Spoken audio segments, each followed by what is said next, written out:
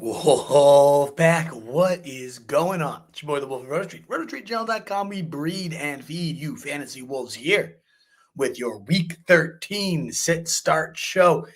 2 more games until the fantasy playoffs, and I'm sure in your league, whether you're fighting for the bye, clawing to get in, avoiding last place, whatever it might be, every single win matters. So we are going to dive right on in to the Week 13 news and notes. I'm not going to end up recapping every single Thanksgiving and Black Friday game. There was tons of interesting notes. I know Amon-Ra St. Brown unfortunately got hurt, but it's looking like that's only a 1 to 2 week injury.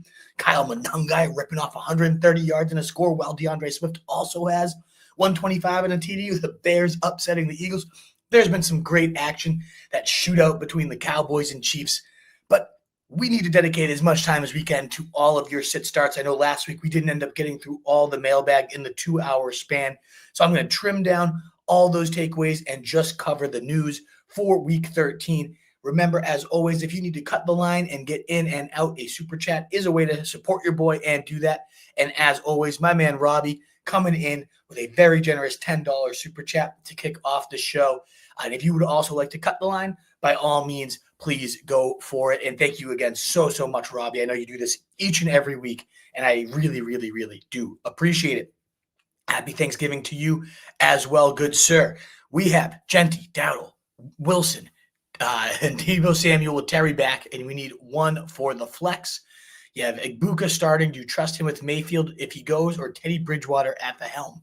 So I do have Egbuka above all the names you have listed. I trust him. It sounds like Baker Mayfield is ready to go. Had it been Teddy Bridgewater, maybe not so much. This is a compelling list of players here. I'm going to boil this one down. I'm trying to think of who do you mean by Wilson? Because Emmanuel Wilson already played, and he wouldn't have been in consideration, I don't believe, with Josh Jacobs was back in the lineup. Wilson.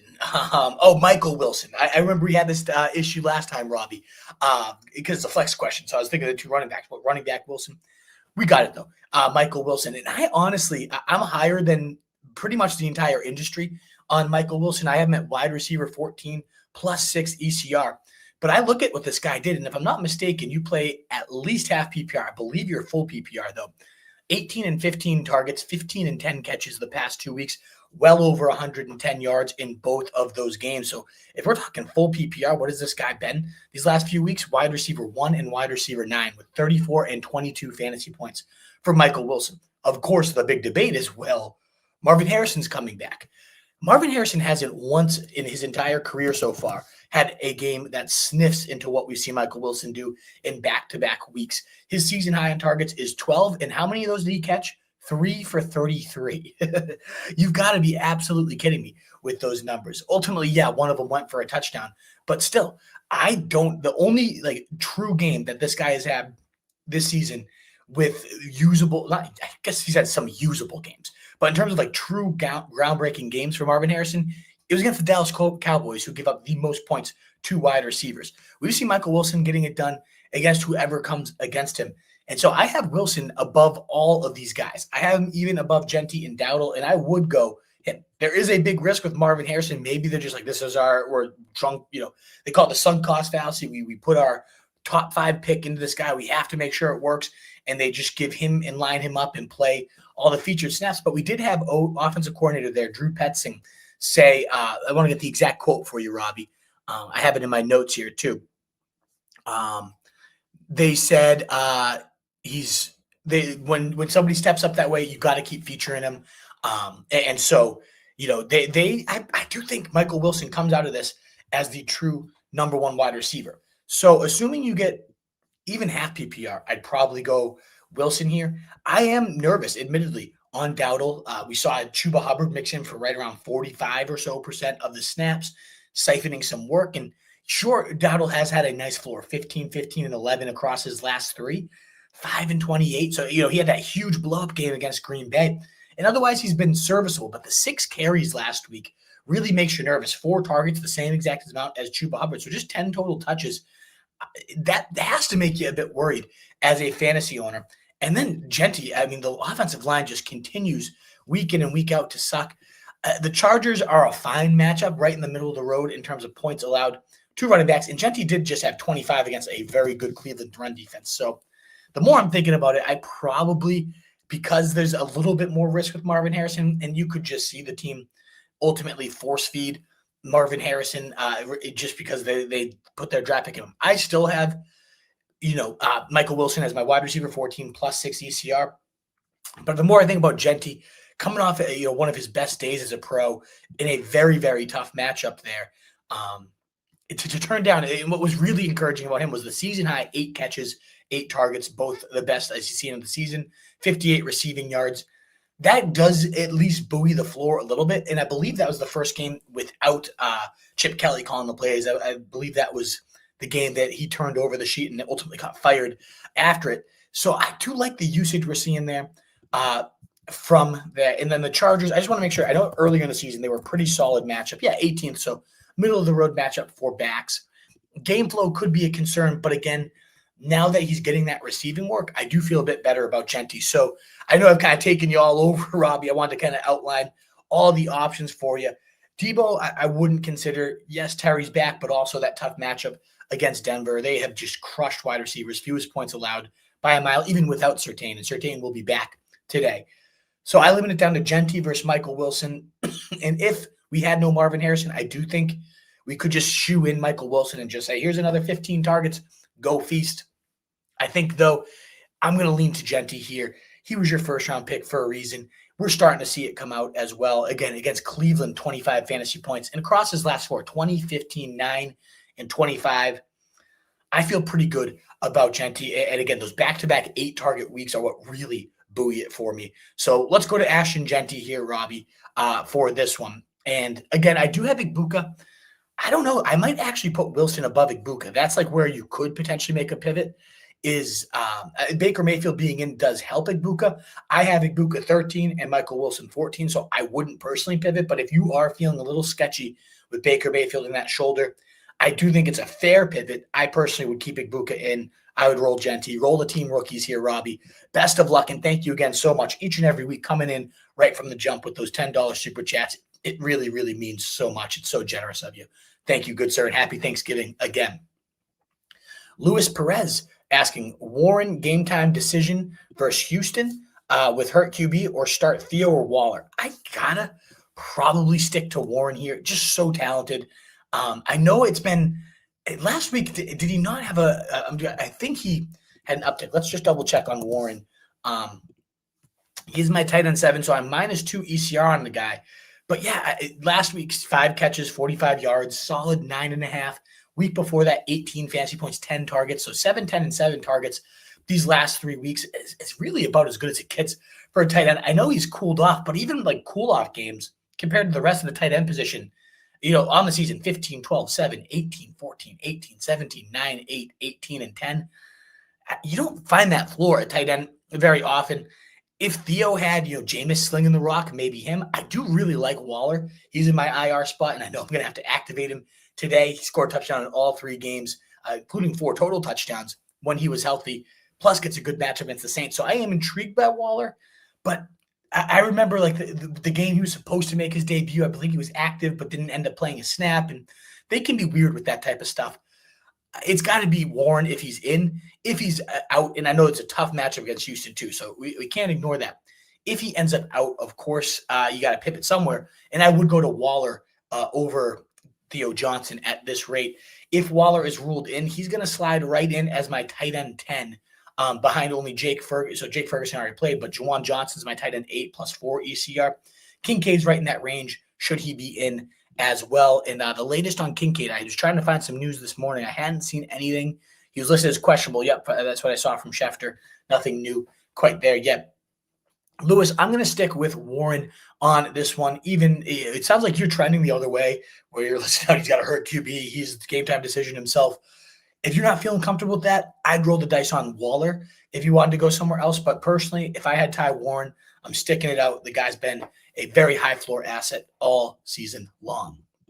And then we got Brooklyn asking about one of the poster boys of today, Devin Neal. One of the, what do we do with this guy after everything happening there in New Orleans with Alvin Kamara going down? Brutal stuff for Kamara owners. He seemed like he was just finally getting his season back on the rails. But I want to pick up here. I'm going to open up the utilization report for this is Thanksgiving? No, so let me see here. Devin Neal.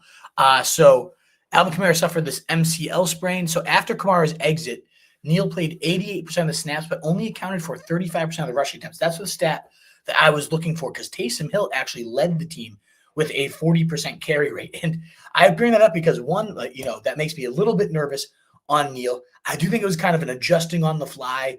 Let's go with the beast we know, Taysom Hill. We've had him for a while. They were highly inefficient attempts. He did not look good on those rushing looks as well.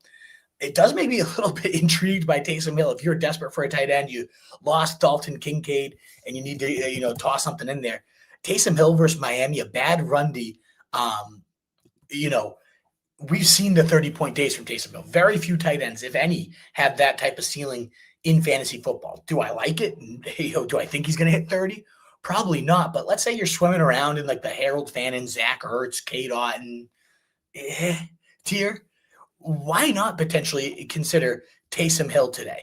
So I want to see where he's ranked by the experts because I'm going to bump him up. Taysom Hill. He's ranked only 26th among tight ends. But again, if you're in those weeds, especially like the Mason Taylors, David Njoku's, even approaching Kyle Pitts for me, and I'm a low Kyle Pitts guy. You guys know that. Taysom Hill, you could do worse at tight end. Bad run D, again, led this team in rushing attempts once Kamara was out. But I think the stickier thing there is that 88% of the snaps going to Devin Neal.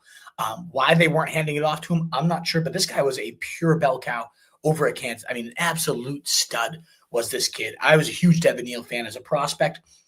And I'm a big fan still of him. And even though it was, a sketchy rush share, the guy did have 80% of the routes and a 19% target share. We do expect Audric Estime, who's on this team somewhere bouncing around, bouncing being the key word for that big boy. He could end up being activated and siphon a little bit of work as well.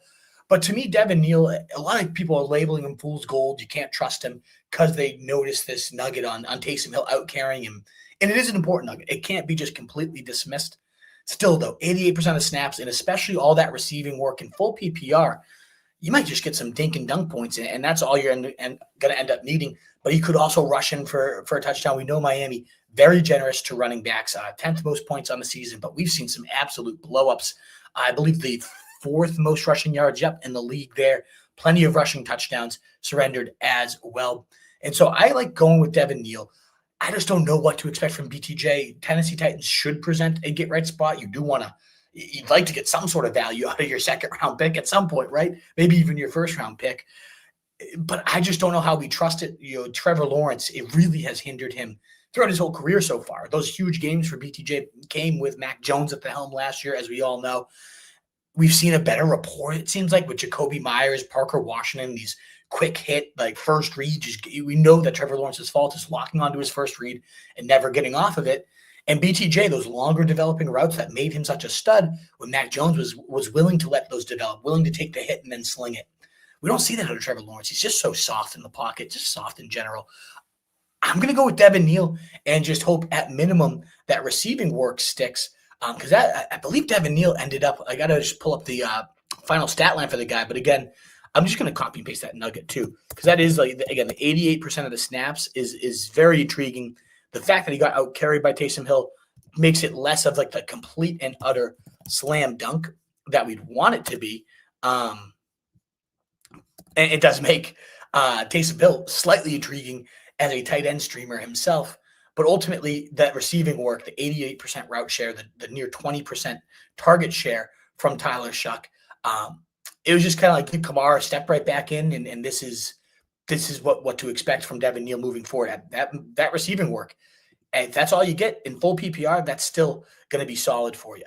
So yeah, I think I go Devin Neal here over BTJ.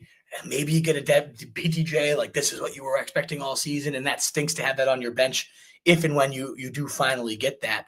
But I don't know if I can go in and trust that. Yeah, 5 catches for 43 yards for Devin Neal. The short yardage did go to Taysom Hill, but again, Devin Neal was a bulldozer at Kansas, so it's not like he can't handle that work. And Taysom Hill, didn't do anything with that short yardage work as well. So I like Devin Neal today. I think the matchup is right. I think the talent is solid.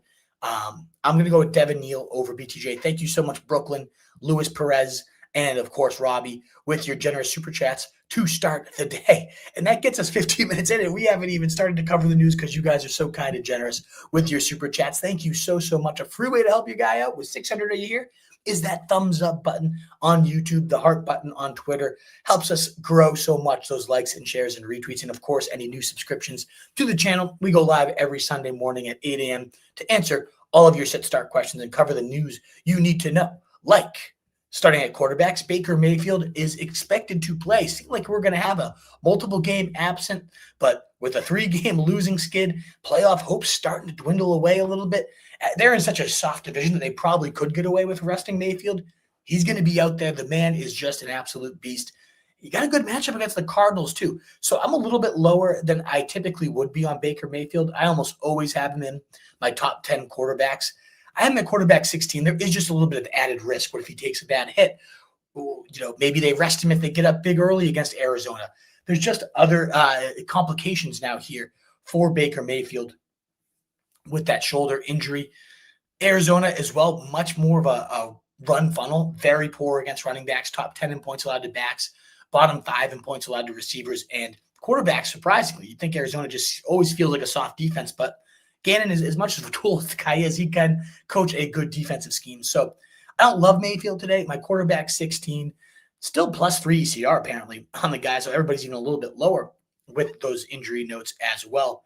Vikings will be starting Max Brosmer, which I know has a lot of people panicking on Justin Jefferson, Jordan Addison. In particular, Jordan Addison can find the bench. And I do feel about Justin Jefferson, just given what we've seen so far this year. But in my eyes, it's one of those things like, could it actually be much worse than what we've been getting with J.J. McCarthy? It's been absolutely atrocious. No touch on the ball, no feel for it. And we've seen it's really only J.J. McCarthy as a quarterback that has not been able to play at least competently under Kevin O'Connell. That's why I was so high on J.J. McCarthy as a streamer, because we've seen Nick Mullins and Josh Dobbs flying off the plane and having huge fantasy days. It didn't really matter who was under center. Whoever it was, Kevin O'Connell squeezed out the best of them. Clearly not working with J.J. McCarthy so far. Highly inaccurate, ripping those passes when he can just put some touch on him. I don't know. I wouldn't be shocked if Max Brosmer walks in and is just better. It's a tough matchup against Seattle, so I understand if you're just like, I'm going to fade it. I'll see what happens. I'm going to bench Justin Jefferson today. Sure, that's fine. And I benched him I tweeted this one out. I benched Jefferson for Christian Watson on Thursday. That worked out okay. Maybe Jefferson outscores the 15 he had, but I feel good about having those points locked into my lineup either way. But I still have Jefferson in those top 24-ish wide receivers. And again, it's just more of can it actually get worse than J.J. McCarthy? I don't think so. So we shall find out. But famous last words, right, in my recap show. It did get worse. No, I think Brosmer, I'm not expecting a huge game, and this is a very good pass defense to walk right into top 5 DVOA. Gets to run and pass. It's just Mike McDonald coaches a great defense. So the floor is completely low, but could it get actually worse? I don't personally think so. We got Mike Kafka confirming Jackson Dart will start. And to me, yes, the Patriots have a solid defense, but Jackson Dart should be getting right into your starting lineups yet again. Quarterback 3-3, 13-7, and 3 across his last 5 games, and that included against Philly, against Denver. Didn't really matter who the opponent was. His low in points was 19. The more I talk about him, the more I realize I have him too low. And yes, that was with Dayball calling the shots. Mike Kafka's been a little bit more conservative, running the rock a ton. Oh man, this is tough because right above him I had Goff, Prescott. So if I'm going to bump him up, I'd have to bump him to 9 and bump Herbert all the way down to 13. So I guess I won't do that. I do wish I had Dart above Jared Goff at minimum to start this week. But love the guy. I think he's clear future franchise there for the Giants, and certainly willing to play him in fantasy. A couple of quarterbacks that will be playing that I don't necessarily have a ton of interest in is one, Aaron Rodgers. He will start. CJ Stroud also back into the lineup today. And then Daniel Jones will start against the Texans. All those three of those guys are 20 or below for me in my rankings, though. In particular, Daniel Jones, who's been a low-end QB1 for the vast majority of this year. Got a lot of questions on him. And yeah, he's been rock solid. Hasn't had below 17 fantasy points since week 4. So a nice baked-in floor. But to me, Houston's defense, they just shut down Josh Allen. And now you got a broken fibula. Yeah, the injury hampered Daniel Jones in a brutal, hardest matchup for quarterbacks on the season. I just don't buy it. I'd rather have even like Tua in my lineup. Certainly, if you can get like a Purdy or a Darnold or Trevor Lawrence on the waiver wire to rush in a couple touchdowns, all plausible. I have Jacoby Brissett at quarterback 8. I think that's a pipe dream that he's out there at this point. But I just don't want to start Daniel Jones. So let us know if you have a Danny Dimes question. He's my quarterback 21, -3 ECR. Certainly not playing Rodgers this week. CJ Stroud on -5 ECR. Have no interest in him as well. Wish it was Davis Chills at quarterback there. Moving on to the running back position. Oh, we had a super chat. I am sorry, Brooklyn. I saw you had one. I did not see the second super chat. Sorry to keep you waiting on that front. Brooklyn, full PPR, Egbuka or Olave. This is a very, very tough one. I want it to be Olave. I have Olave, and I have them at 12 and 13 with Olave at 12 and Egbuka at 13. And, ever since Tyler Shuck took over, 27, 14, 9, 21, and 16 in full PPR for Olave, where we've been on a downward trend, it would seem, for Egbuka lately. After that rock solid, you look like you had your league winner in him through 5 weeks for Egbuka. Since then, 4, 10, 7, 24, 9, and 6 full PPR fantasy points. It's a tough matchup for wide receivers for Miami, but so is Arizona. And so I am going to go with Chris Olave on this one. Hope that volume just continues to find him. He's been getting absolutely peppered by Tyler Shuck. And Shuck's thrown a nice ball. As critical as I was JJ McCarthy, we've seen some nice touch on Tyler Shuck's passes. So I'm going to go with Chris Olave for this one. Have him at wide receiver 12, just one spot above Egbuka, same tier. Very tough call, Brooklyn. But Olave's just been killing it, and I'm going to ride the trends there. Krana Shaw tossing $2 so I can shout out his Bears. The Bears, so happy. Eagles tried but failed. And the way you guys beat them, Krana, running it down the teeth of the defense, supposed to be a ferocious D-line front seven. Your offensive line manhandled them. You have to feel good about that win. 255 combined yards between just Monangai and Swift, 2 touchdowns, pounding it down their throat, bully balling the Eagles in the link. That is a statement game. That is a I'm here for real type of statement game.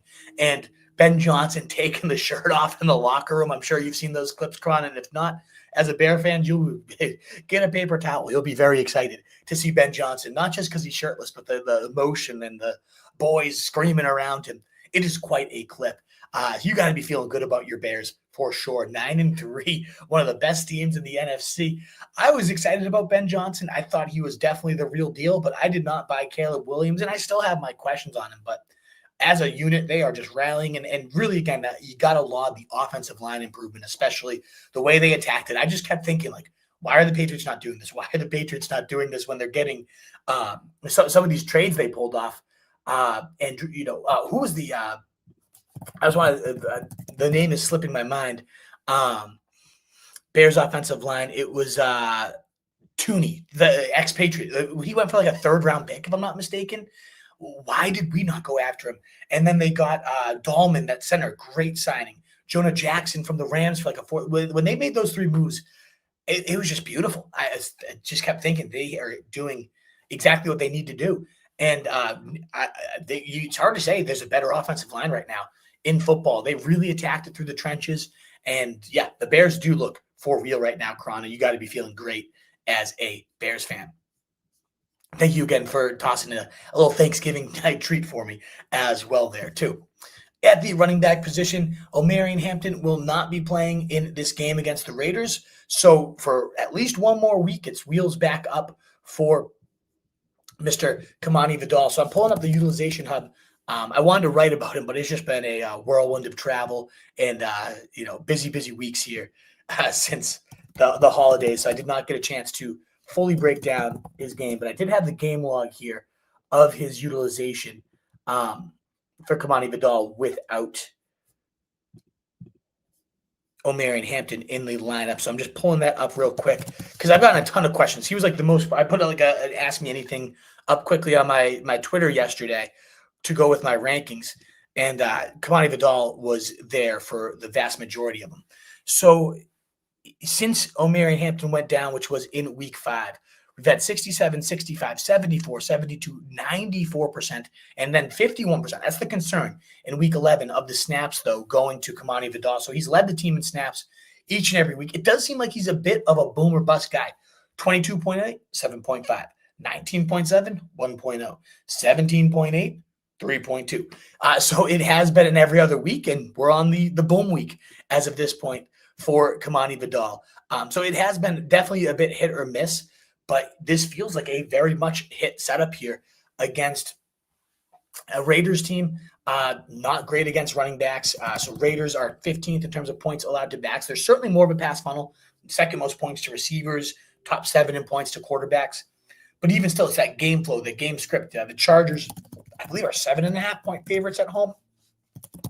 Chargers-Raiders line, 9.5 to 10 points, depending on where you bet. So that just seems to set up a get up early, bleed the clock with Kimani Vidal. I'm trying to figure out who had the other snaps, though. When he was at 51%, that is a little bit of a concern if they're not fully in on him. We had Williams, so Travion Williams, who they signed, formerly of the Bengals, if I'm not mistaken. He had 38% of the snaps last week. So that is a little slightly concerning. He joins the team and then ultimately just steps right in to that amount of work. 17% for, Scott Matt looked like a fullback. So I still expect it to be the Kimani Vidal show. Greg Roman talked about how they have full faith in the guy, despite the inconsistent up and down type of performances. I have him at running back 22 plus 2 ECR, just below Woody Marks, Quenchon Judkins, Rico Dowdle just ahead of him as well. Just ahead of, for Kimani Vidal, a little bit above Devin Neal, a little bit above Kenneth Walker, Aaron Jones, Tyrone Tracy, to kind of give you a measuring stick on this guy. That's how I feel about Kimani Vidal. Again, one of the biggest guys to be asked about. Concerned about that report, sure, or rather the snap share last week. But I think this game flow is perfect. I think we get one last kind of send off to the wind here, Kimani Vidal performance. I'm starting him, so maybe this is my bias coming through. I will just admit that from the jump. We also have Bucky Irving. He will be returning to the lineup, and he will, quote, get the chance to establish his hot hand in Week 13. The team, according to Schefter, is wary of overworking him. They're not going to, quote, overdo it, was the exact lines. But if he's just looking good, and Bucky Irving always looks good when he touches the rock, he's probably going to continue to demand carries. That being said, that we had a report that they were going to be cautious with Godwin last week, and he only ended up playing 25 of 70 snaps. And so Bucky Irving's only in on a third of the snaps. Could he get there against Arizona? Absolutely. And he had 15, 18, 14, and 26 before getting hurt, but that was on a very hefty workload for all of those games. If you're mixing him in for 8 touches to get his feet wet today, and then suddenly Sean Tucker's actually out carrying him and Rashad White's taking the receiving work, and we got a 3-headed nightmare, that sounds pretty ugly. So there's definitely different ways it can go. Irving just gets the hot hand and never really looks back. He got 20 carries by the end of the day, and wow, Bucky Irving's back, and I should never have benched him. I'm more on the cautious side of things. I would probably play, again, Kimani Vidal, maybe even Devin Neal ahead of him. That could come out looking so stupid because I am such a Bucky Irving as a talent type of guy. But just all these reports of there's a lot of mental strain and he was away from the team. It wasn't all physical. And I don't know. They're just there's enough stuff lingering around that if I can wait and see on Bucky, I'd prefer to. That being said, I totally understand where it's I can't wait and see.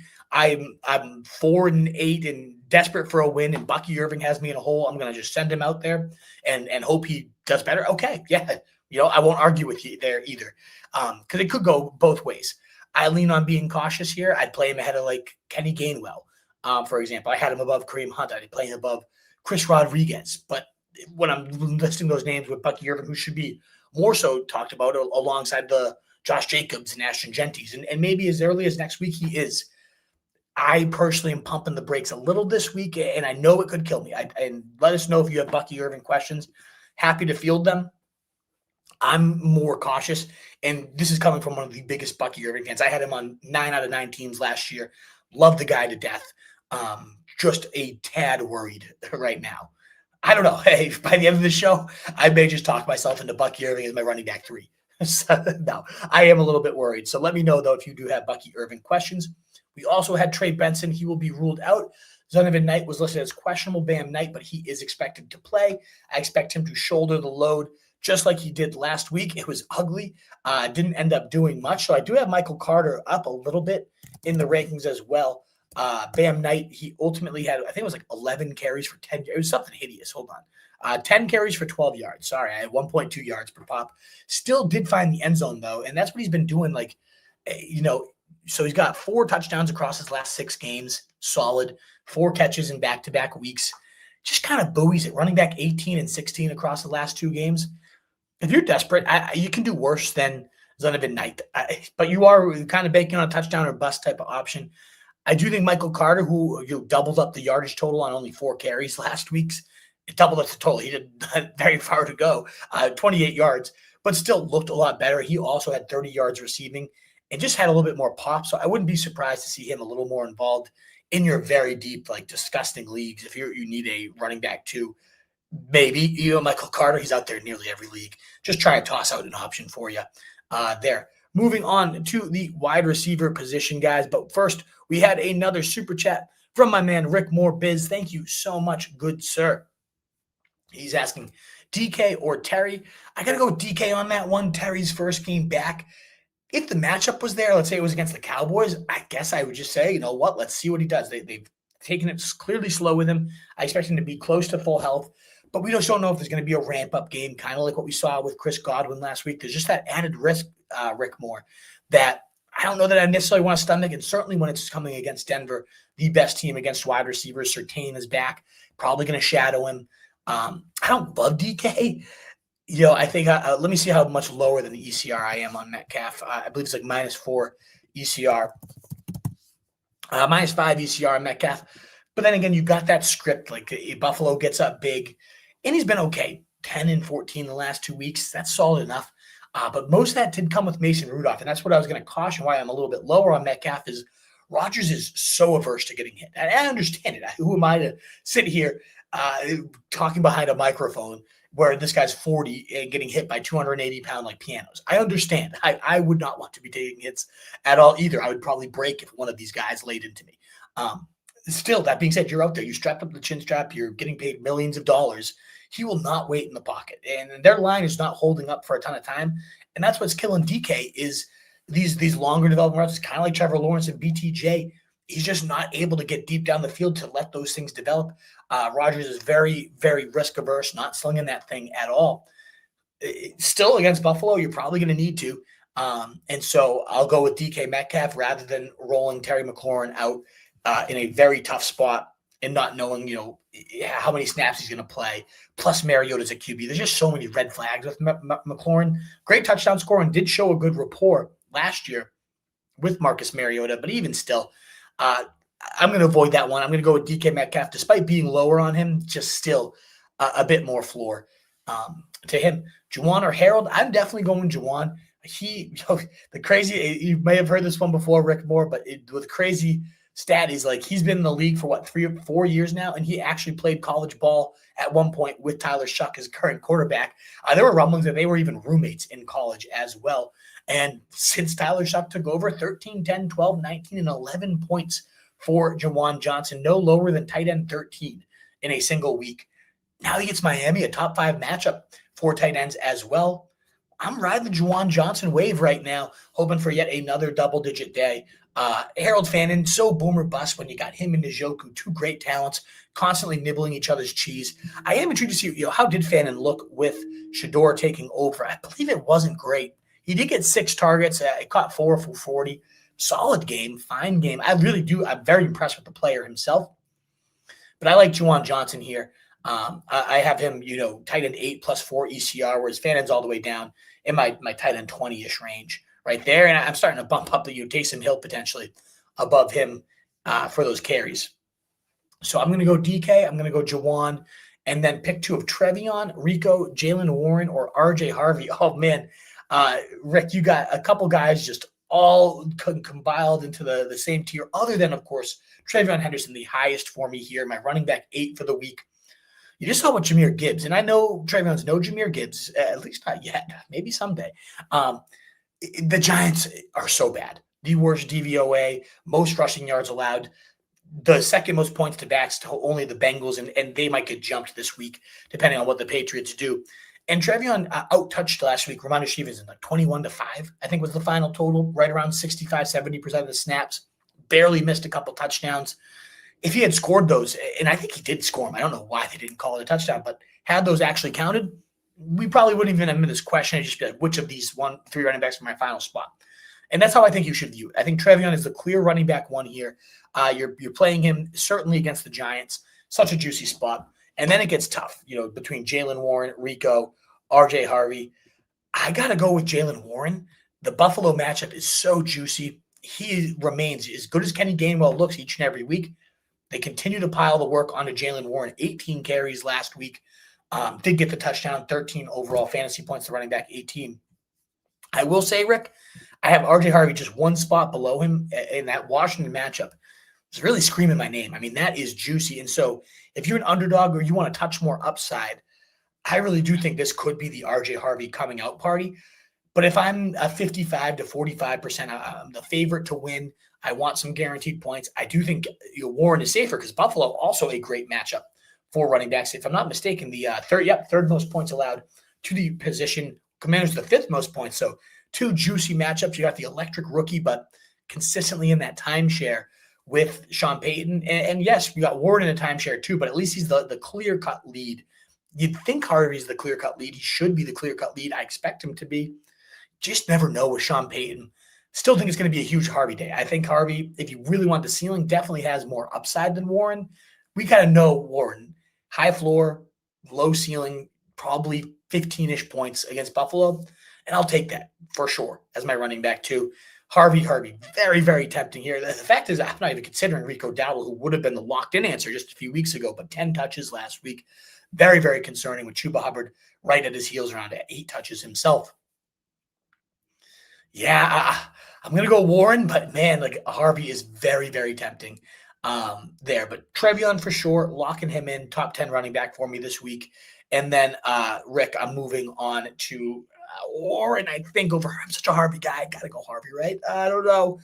I'd go Warren, but man, that's close. I'm bumping Harvey above him. Final answer, Trevion and Harvey. I'm bumping Harvey above Jalen Warren.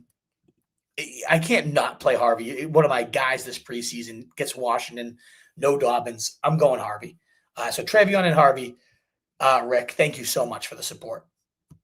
My man Levi C. What's going on, Jeffrey? Good to see you, sir. Need 2 of these guys at the flex with the 40-plus point bonus. Addison, Brian Thomas, Algier, Sean Tucker. My gut is always go receivers. Need the upside plays here. Yeah, I mean, I got to lock in Brian Thomas as low as the floor is. Certainly with that 40-plus yard bonus, that favors him. I think Addison, it favors him too, but it's just such a big question mark. Like, what is Brosmer going to look like? Can the guy push it downfield? Seahawks, a very, very tough matchup. Sean Tucker, you unfortunately have Bucky coming back.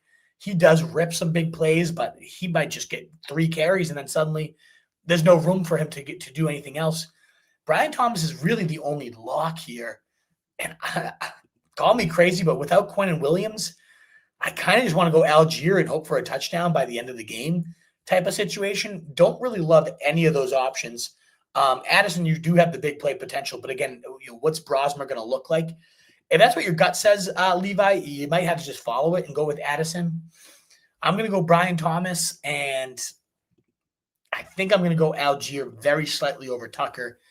I have Addison in the league, and it's very hard to trust this guy right now, especially with Brosmer at QB. And I love Addison. I mean, but all it takes is that 140-plus yard catch, and boom, you have 9 points, and that's it. Algier's not getting you a 40-yard play. Maybe you do just go the wide receivers on this one. Because Addison could always – he's a good red zone threat, too. Very slippery there. Yeah, I'm going to go Thomas and Addison here, Jeffrey. Arbacone, thank you so much for the super chat as well. Roll with Rico or start up Bucky? Oh, good one. I'd probably continue to roll with Rico. Very tough matchup. Third fewest points allowed the Rams to the running back position. So that is sketchy, RJ Baconi. But it's also sketchy that Bucky, they're not going to overdo it. They're concerned with putting too much on his plate. We just saw with Chris Godwin, 25 to 70 snaps. Hot hand situation could always be Sean Tucker. We've seen him look phenomenal in these last few weeks. And so, to me, both these guys have some workload questions, but at least we know Rico is the lead guy. They want him to be the one that cooks. I don't feel good about it, but I'm going to go with Rico despite the tough matchup. I just am sketchy on Bucky's workload. Maybe he just walks right in. They have driving down the field. He has the hot hand, though, and it's like, I've always been a Bucky guy. I don't know why this week, my gut is off on him. I just don't feel good about starting Bucky Irving this week. It's so hard to know how they're going to deploy it with all this talk about not wanting to do too much, but also if he's cooking, he might continue to cook. And it's just, I have him on the bench if I can. And I think Rico Dowdle is as tough as it's been. Even last week with only 10 touches, he still did okay in fantasy. And he's just been so talented in terms of all the peripherals. Yeah, running back 9 since week 9, 76% of the snaps, 20.5 touches per game. But you just look at that last game's 10 touches, still got to 11 points. You got to wonder, is that the deception? Because 25, 18, and 19 carries the 3 weeks before that. I'm going to go Dowdle, more guaranteed work. Don't feel great about it, but I go Dowdle slightly over Bucky Irving, RJ Baconi. Andrew Meyer, full PPR, tight end, Juwan Johnson, Schultz, Fannin, or wait to see if Kincaid plays? Oh, baby. Kincaid, what time would you have to wait till? Let's see here. Bills, Steelers. I think, is that not a 1 o'clock game? Oh, it is 4:30. And then I'm guessing the Saints. So I think my answer is going to be, they're at 1 o'clock. I would really like Kincaid. It's a good spot for him. The Steelers are giving up the third most points to the tight end position, and Kincaid really was the offensive engine, the passing game weapon of choice there. We've seen how Khalil Shakir has become like a low-end wide receiver two to high-end wide receiver two without Kincaid in. Just shows how much of a target void he has left. But we already talked about Juwan Johnson and how since Tyler Shuck took over, his old college roommate, believe it or not, how crazy that is, how old Tyler Shuck is. But he's looked good. He really does put the nice touch on the passes, and he really does look for that pre-established rapport.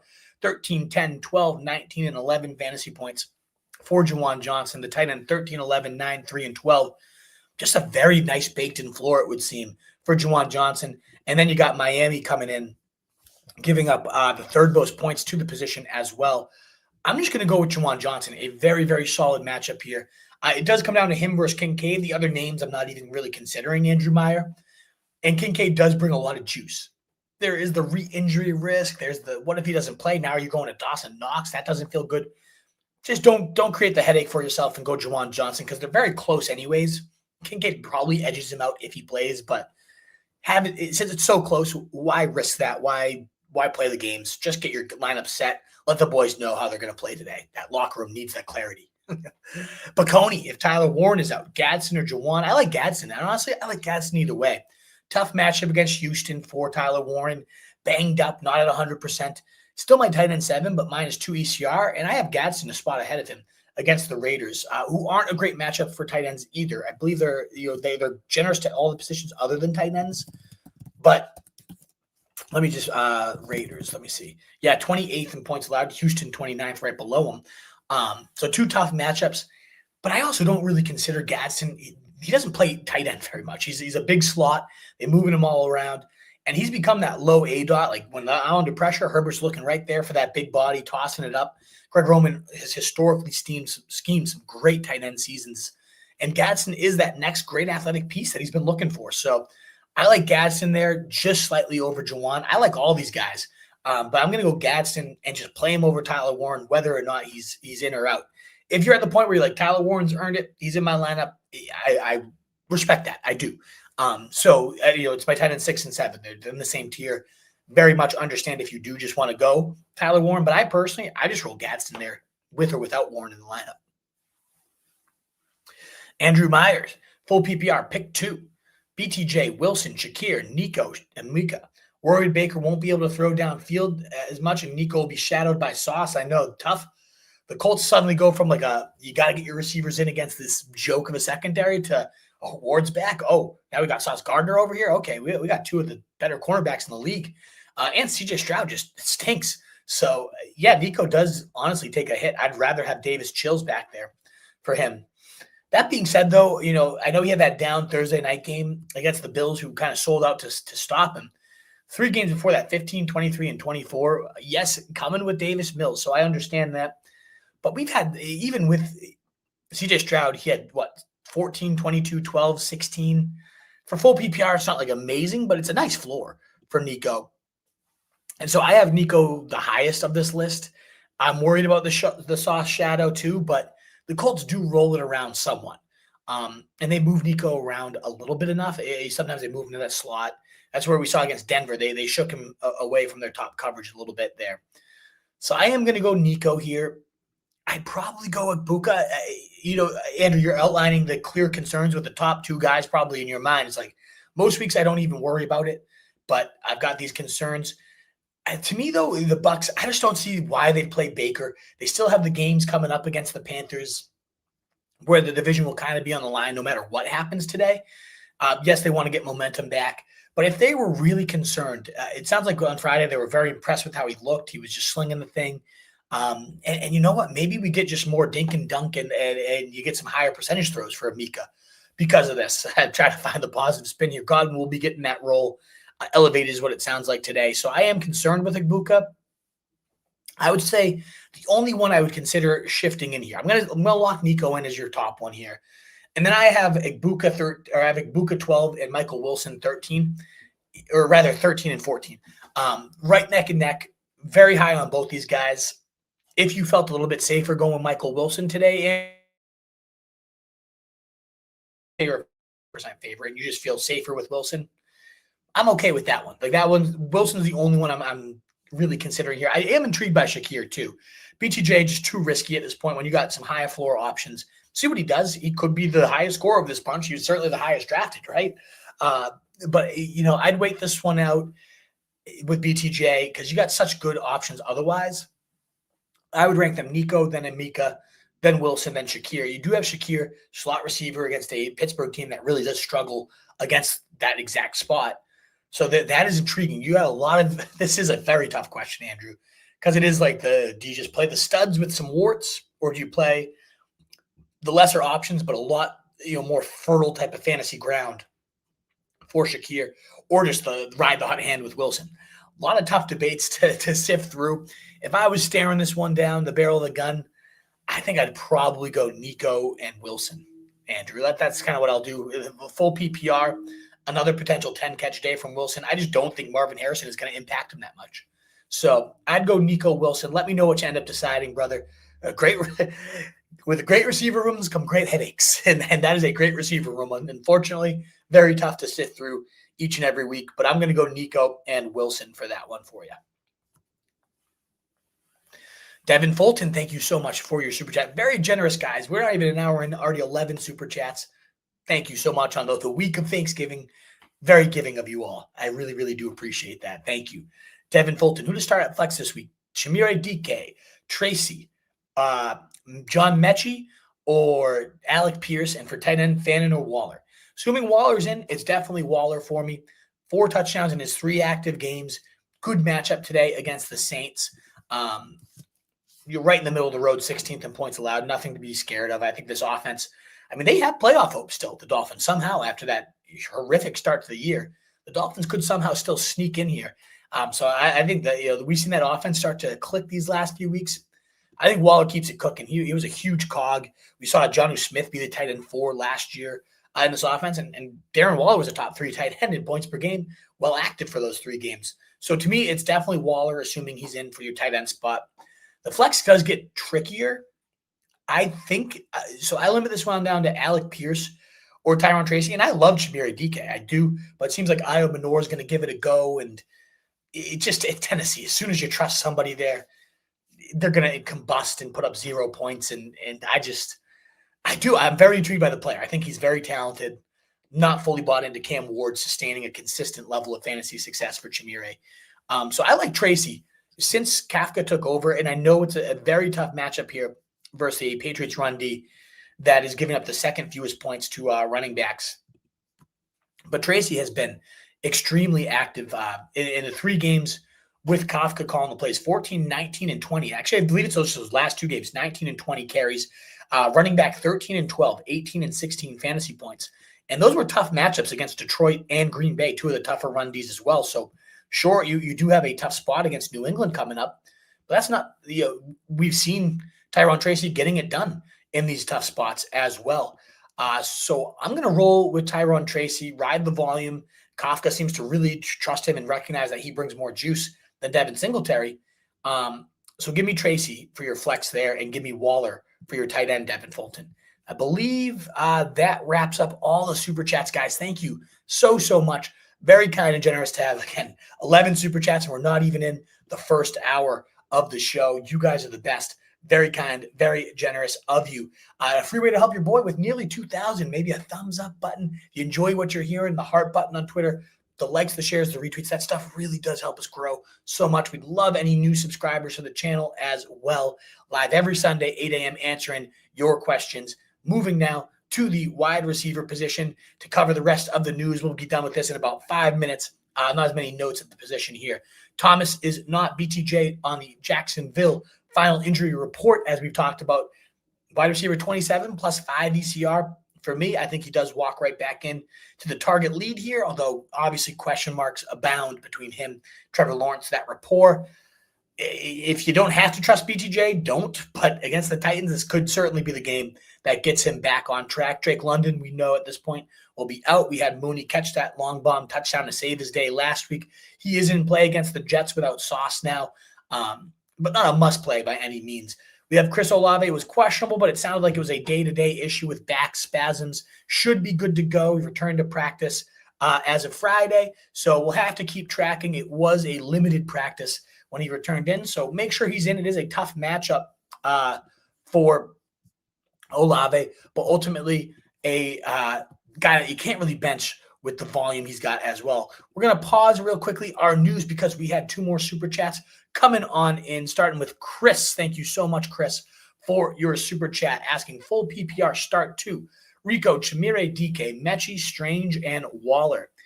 I'm going to go with Rico. Again, I understand the concern and question marks. I have them very much myself. I'm -2 ECR on the guy, a little bit lower than where he's ranked by Fantasy Pros because of that 10-touch week. That does scare me. Chuba getting more involved. What if Chuba's now finally healthy and they can make it back? And all those concerns, very valid. Never mind the fact that he's facing the Rams, a very tough defense.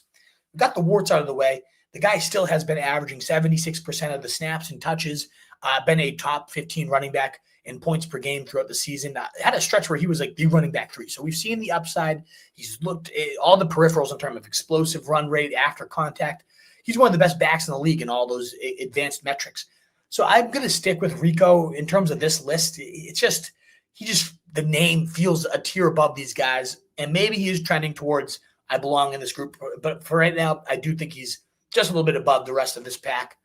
And call me nuts, but I go Darren Waller of this bunch, assuming he is in. We talked about how he had 4 touchdowns in his 3 active games, was a top 4 tight end in fantasy points per game, top 3, if I'm not mistaken, was Darren Waller. It sounds like he's going to be in, and I don't have him yet in my ranking, so let me add Waller, and let's just kind of see where this guy falls. And I know this is a flex question anyways, Chris, so it's like you don't really care where he is for my tight end rankings, but we've got a lot of Waller questions. And so assuming he is in, I'm going to have him at tight end 10. Game log here. Yeah, so and you do full PPR, so I want to make sure to get you the accurate scoring. 17.7, 18.8, and then 9.2 before having 0 points but getting hurt against Cleveland. So, very solid top 6 tight end numbers. And from 2 of those 3 weeks, 9.2 still got there, even though it wasn't pretty. Got into the end zone for you. I just don't know if I trust Mechie yet. I like Strange, but now you got BTJ back, so do we still see that type of volume for him? I don't know. Give me Rico and give me Waller for that one, Chris. And if Waller does not play, I would pivot to Strange. I think would be the next closest for me. So either way, I'm going Rico, and then I like Waller if he's in, and if not, I would probably pivot to Strange there. Andrew Meyer, I think this is your third super chat today. Very kind and generous of you, sir. We've got another Waller question.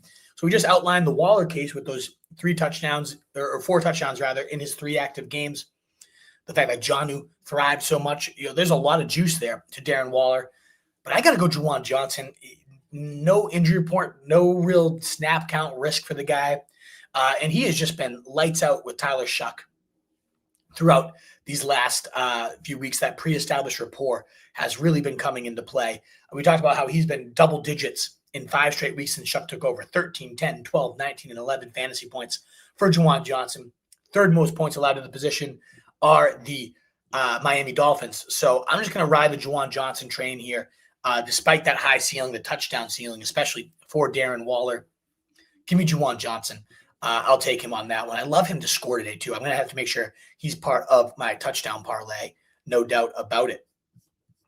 Thank you, guys. 13 super chats. So kind and generous of you today. We're wrapping up the wide receiver news. But again, with 2,000 of you here, please do consider that thumbs up button. And definitely check out rotostreetjournal.com. These rankings I reference throughout the show, they are free and they are at the website. I do update them as I answer all of your questions because at the end of the day, sometimes you guys help me realize, actually, sometimes every single time I'm doing this live show, I'll just think, okay, you know what? I can't bench Juwan Johnson. I keep bumping him up. I am lower on Tyler Warren than I expected to bump him down. You guys really help me. I want my rankings to reflect the advice I give. And it's easy enough to look at all the analytics and the data and rank them based on the matchups and all that. That's what I do. And then when push comes to shove, though, you got to also feel like, what am I actually going to do when the bullets start flying on Sunday? And that's why I love this show, because you really do help me iron these rankings out and work out any kinks. And so these will all be live at rotostreetjournal.com. Before we get back to the news, MJ Rello, you guys are so kind and generous on this week of Thanksgiving. I'm so thankful to have you guys really being so supportive of your boy. I really, really appreciate it. Running back to Vidal or Aaron Jones, both flex spots. Dike, QJ Sutton, or Mooney. So I would go Vidal over Aaron Jones. Now, if you can then pivot Aaron Jones into one of the flex, I would take Aaron Jones over any of these wide receivers as well. But to me, Vidal is my favorite option here. 10-point favorites at home. I know he's been on the every other week train with Vidal, but when he blows up big. And last week was the dud, or rather before the bye in week 11. So he's due for one more big explosion. I just it has that feel of a riding off into the sunset, one final big game from Vidal. And then we have Omarion Hampton kind of come back and take over. 10-point favorites again at home against the Raiders, who are giving up the 15th most points to the position, right in the middle of the pack. I think this is a great spot for Vidal to get into the end zone and have a nice, safe, sturdy 12 to 15 points. With the upside, he said plenty of 20-point days this year too. So I'm locking in Vidal over Aaron Jones. If I can then pivot to Aaron Jones in my flex, like I said, I have him above all these wide receivers for a flex spot. If not, or if you need 2 flexes, it might be here. As ugly as he's been, I have Cortland Sutton the highest of the wide receivers here. I know that he's lost targets to Torrey Franklin, that Franklin's the number 1 guy, so it would seem.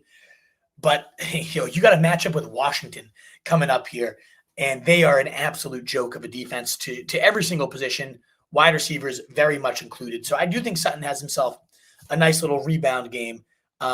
Commanders giving up the 3rd most points to wide receivers, 5th most points to backs, 10th most points to ends. They're just a complete joke of a defense.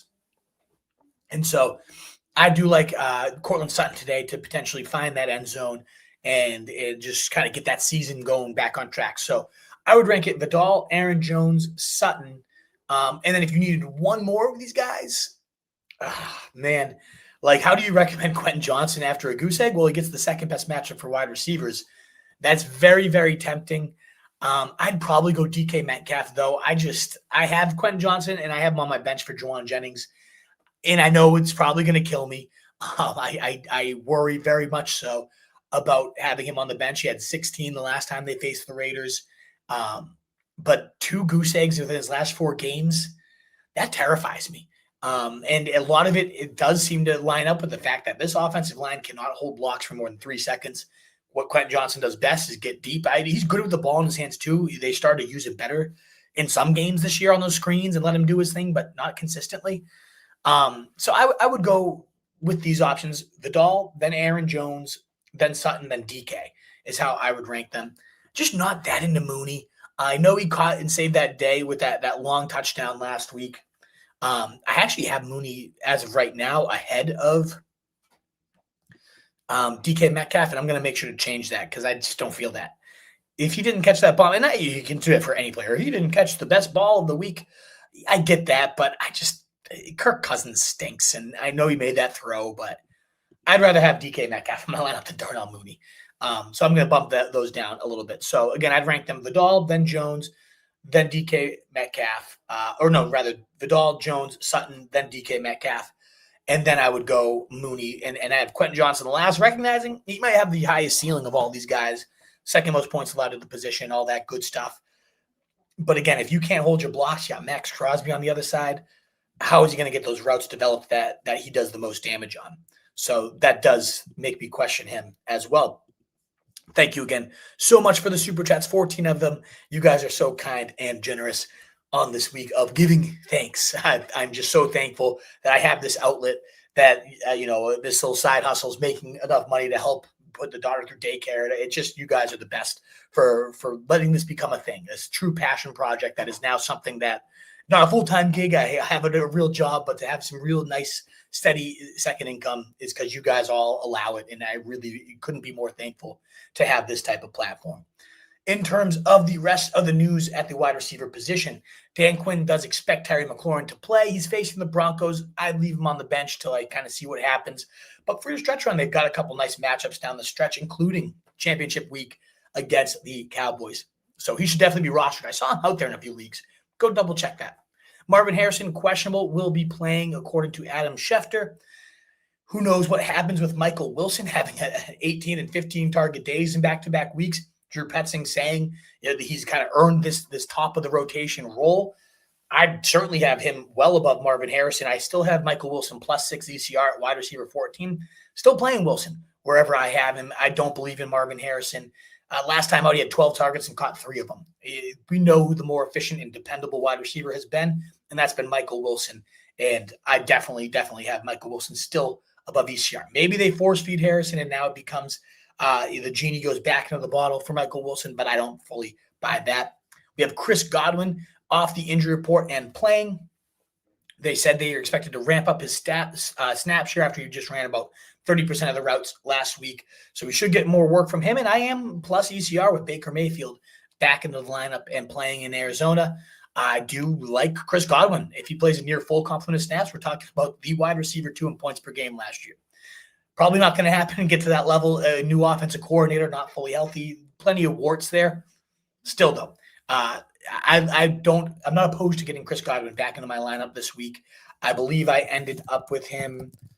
Let me see here. Yeah, plus 19 each year. Maybe I got to bump him down a little bit, cool the brakes a tad. But when we're looking at Terry McLaurin coming off injury, or Jacoby Myers with BTJ back, or Parker Washington with BTJ back, Booty, I like boomer bust. But at that point, I might just go with Chris Godwin and hope the stud can regain what made him such a stud. And then Elic Ayo-Manor is expected to play, according to Adam Schefter.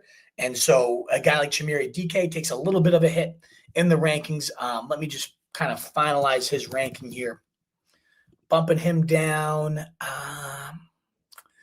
Yeah, but then I'm like, okay, below Myers, who I just kind of don't like.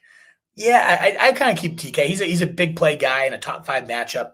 I'll just keep him at wide receiver 38, a few above ECR there as well. Wrapping up with tight end news, and then the rest of the time, this last hour or so, will be dedicated to all the rest of your questions. Thank you again so much. Please do, with 2,300 of you, consider that thumbs up button, the heart button on Twitter. It really does help us. I wouldn't keep asking for it if it didn't go such a long way.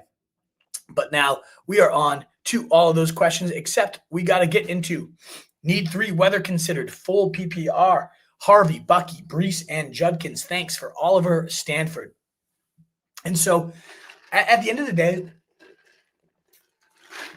when you're asking about weather, Oliver, running backs, if anything, bad weather benefits them. It impacts the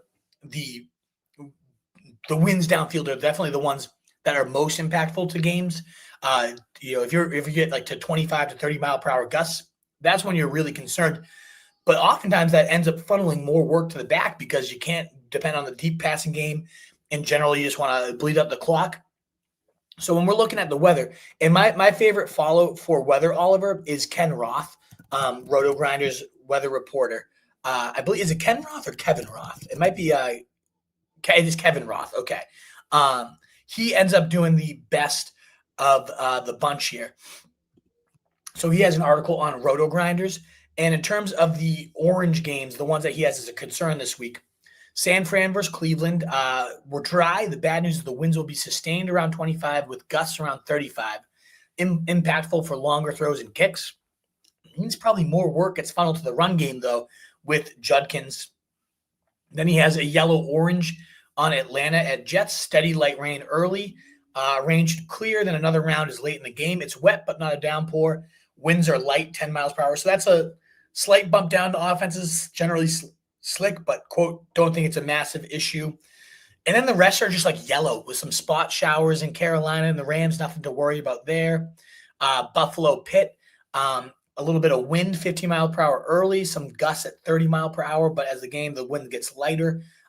It's cold, but ultimately it sounds like the gusts end up really coming down there. So just not a huge ton of weather concern games. The only one that would impact some of the guys you have would seem to be the Judkins one. And again, if anything, that just means the ground game gets fed and featured even more. So to me, yeah, that's your weather considerations, but do they factor in much for me? Not a ton. So I would rank these guys. You need to bench one of them. I would say Brees is probably my favorite option here, followed by Harvey. Love both of those guys. I'm running back 15, 16 right there. And then I think I'm going to stick to Judkins over Bucky Irving. With that hot hand situation, the questions around the workload, they don't want to, quote, overdo it. How many times have we seen that become a bunch of nothing? Yes. But just last week we had that with Chris Godwin, and the same Bucs team said we don't want to overwork him, and he only played 25 of the 77 snaps. So we could be looking at like a third to fewer percent of the snaps as well for Bucky as they kind of ease him back into action. In a top 10 matchup against backs, you might not need much more than that for him to get there, but I'm looking at three guys in terms of Brees, Harvey, and Judkins that all have 20-plus touch upside. Bucky, you're really banking on him getting hot and looking great, and he probably will. He's so talented that that could happen. But I'm just going to go with the much surer workloads here of Harvey, Brees, and Judkins. I consider all three of them high-end running back twos this week. If anything, the weather helps force more balls into Judkins' hand there. So yeah, give me Harvey, give me Brees, give me Judkins. Let's not deal with that hot hand workload concerns for Bucky Irving. That's how I funnel that one. Nadiza, thank you guys so much. 17 super chats. So kind, so generous. You guys are the best. Kyron or Igbuka, and better pick up Mechie or Waller.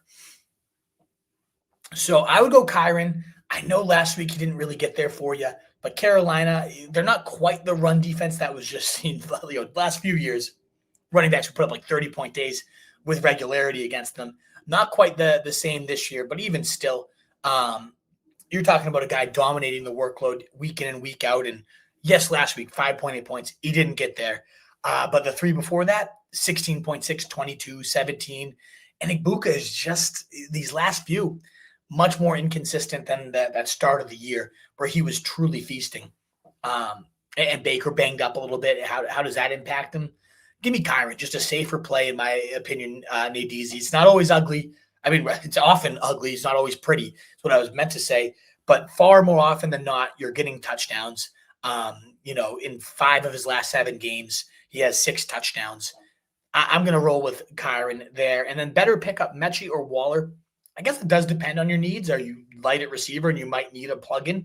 He does have 2 back-to-back double-digit days. Does John Mechie? Seems like he's the number one there while Garrett Wilson's out. To me, though, if I could only keep one, it's more of like who's better for the flex rest of the season. I'd lean into Waller. His schedule is just a complete and utter joke. And I know this because I picked him up. I have George Kittle, and I'm thinking there's a chance that Waller becomes a flex for me throughout the stretch run, especially because he's got Cincinnati coming up in their fantasy playoffs. But he's got New Orleans this week, the Jets the week after that, a top 10 matchup. Pittsburgh, a top 3 matchup for tight ends in week 15. Cincinnati, the best matchup for tight ends in week 16. Your semifinals, I think you could go bananas. And then week 17, Tampa Bay, shootout style game. And I think they are mediocre at best. Let me see here. Tight end, Buccaneers, 22nd. So not a slam dunk spot for your tight end. But either way, 2 top 3 matchups to begin your fantasy playoffs for Darren Waller. If nothing else, I don't want to be on the receiving end of a 2-touchdown Darren Waller day. That strikes more fear in me than facing John Mechie. And if that's what I have to use to make my decisions, that's what I'll use. So I'd go Kyron, and I'd pick up Darren Waller. Balling with my boy. Love that handle. That sounds like an awesome time. Half PPR, you need help. Thank you so much for the support, balling with my boy. Running back 2, Vidal or Harvey. I'm going to go with Harvey. That Washington matchup, top 5 matchup for running backs. Harvey did see about 60% of the snaps and touches last game out. It came against a very tough Kansas City run defense, so didn't end up doing a ton with it. But ultimately, I do love RJ Harvey as a player, and I think this is going to be the coming out party. But then you go to the flex. We got Vidal, who I am very intrigued by, Wilson or Diggs and Watt. You got some great options here, balling with my boy. So I'm going to lock in Harvey again for the running back 2 spot. Just the matchup's juicy. Love the player. So explosive. I think this is the week we really get to see what he can do with that featured workload. This is a very tough flex question because you got Vidal as the 10-point favorite at home. Every other week he seems to blow up, and we're on, he 3 last week, so he should be on for another 18 to 20-point day. He either has 20 or he has 3, and they've exclusively been alternating. So if you just follow that non-scientific trend, it seems like it's a Vidal blow up, but then you also have the 10-point favorites at home. The line does suck there, though, and ultimately, I'm leaning Michael Wilson. Diggs, I'm very sketched about, just because the first time Booty comes back, Diggs goes right back to 54% of the snaps, 3 targets, 2 catches. What? That worries me, and the Giants are such a good spot. He should destroy them. That type of workload really does make me quite nervous. Whereas Wilson, it's a matter of, how much do you think Marvin Harisson impacts what we've seen? 18 and 15 targets these last 2 weeks, rather. Wide receiver 1 and 9 in PPR leagues. How much of that continues forward with Marvin Harisson back? I mean, you got Tampa Bay on the other side. That's a potential shootout style script. The Bucs giving up the 12th most points to the wide receiver position. Nothing to be afraid of there. And Marvin Harisson has had so many times to be that true alpha, be the number 1, and hasn't done it. And then Michael Wilson gets a 2-week audition, and he looks like the second coming of Jerry Rice. I know I don't know. I just don't know what to expect from this guy because I loved the big body, the move skills, solid with the ball in his hands. He breaks tackles at a decent rate. But then to see him show I can also be a true alpha. I can be exactly where my quarterback wants it. We've seen Brissett funnel looks to his number 1 receivers plenty of times over his career. And I think Michael Wilson, we had Drew Petzing even come out and say, Michael Wilson's when you play like that, you earn your way to the top type of quote. And I think that's Michael Wilson. So I'm going to go Wilson very slightly over Vidal for the flex. If you feel good about Vidal bouncing back after that boom bust, you want to follow that trend. You want to follow the game spread. The implied type of game environment does seem to favor Vidal. But I'm plus 6 ECR on Wilson. I'm riding that train until it crashes, and maybe it crashes out this week, but in a top 12 matchup for receivers, the way he's been cooking, I think it's just kind of the whole Captain Phillips, I'm the captain now situation where Michael Wilson has just taken over, and him and Brissett have that rapport that I don't think is going to be broken because Marvin Harisson, who's done nothing his career, that even pales in comparison to what Michael Wilson has done these last 2 weeks. I'm just going to keep riding that and say it's for real and hope that continues to be the case. Half PPR does make it a little closer between Vidal and Wilson. So I think you limit this one down to you're starting Harvey, your flex comes down to Vidal versus Michael Wilson. And it is close to a coin flip for me here, balling with my boy. I would lean to Wilson myself, though. Best of luck. I hope you get what you need from it. Ron Smith, keeping the good times going with the Super Chats. You guys are so kind and generous. Up to 19 on the day. Thank you so much. We got Dart or Nix. I am going to go with Dart. We cited those stats earlier, but just to rip real quick on what this guy has done since becoming the starter, it's been absolutely phenomenal. And this was against like Philly, a bottom 5 matchup, to Denver, the toughest matchup for quarterbacks. And we had Dart as a starter. 20 points, 18 points, 24, 29, 19, 27, 26. He has been a top 12 quarterback in all but one of his starts, that one being against New Orleans, his second week starting. He's been an animal, an absolute animal. 27 and 26 his last 2 weeks. And I get it that a lot of that's running, and all the talk is about him taking less hits, being smarter, going down.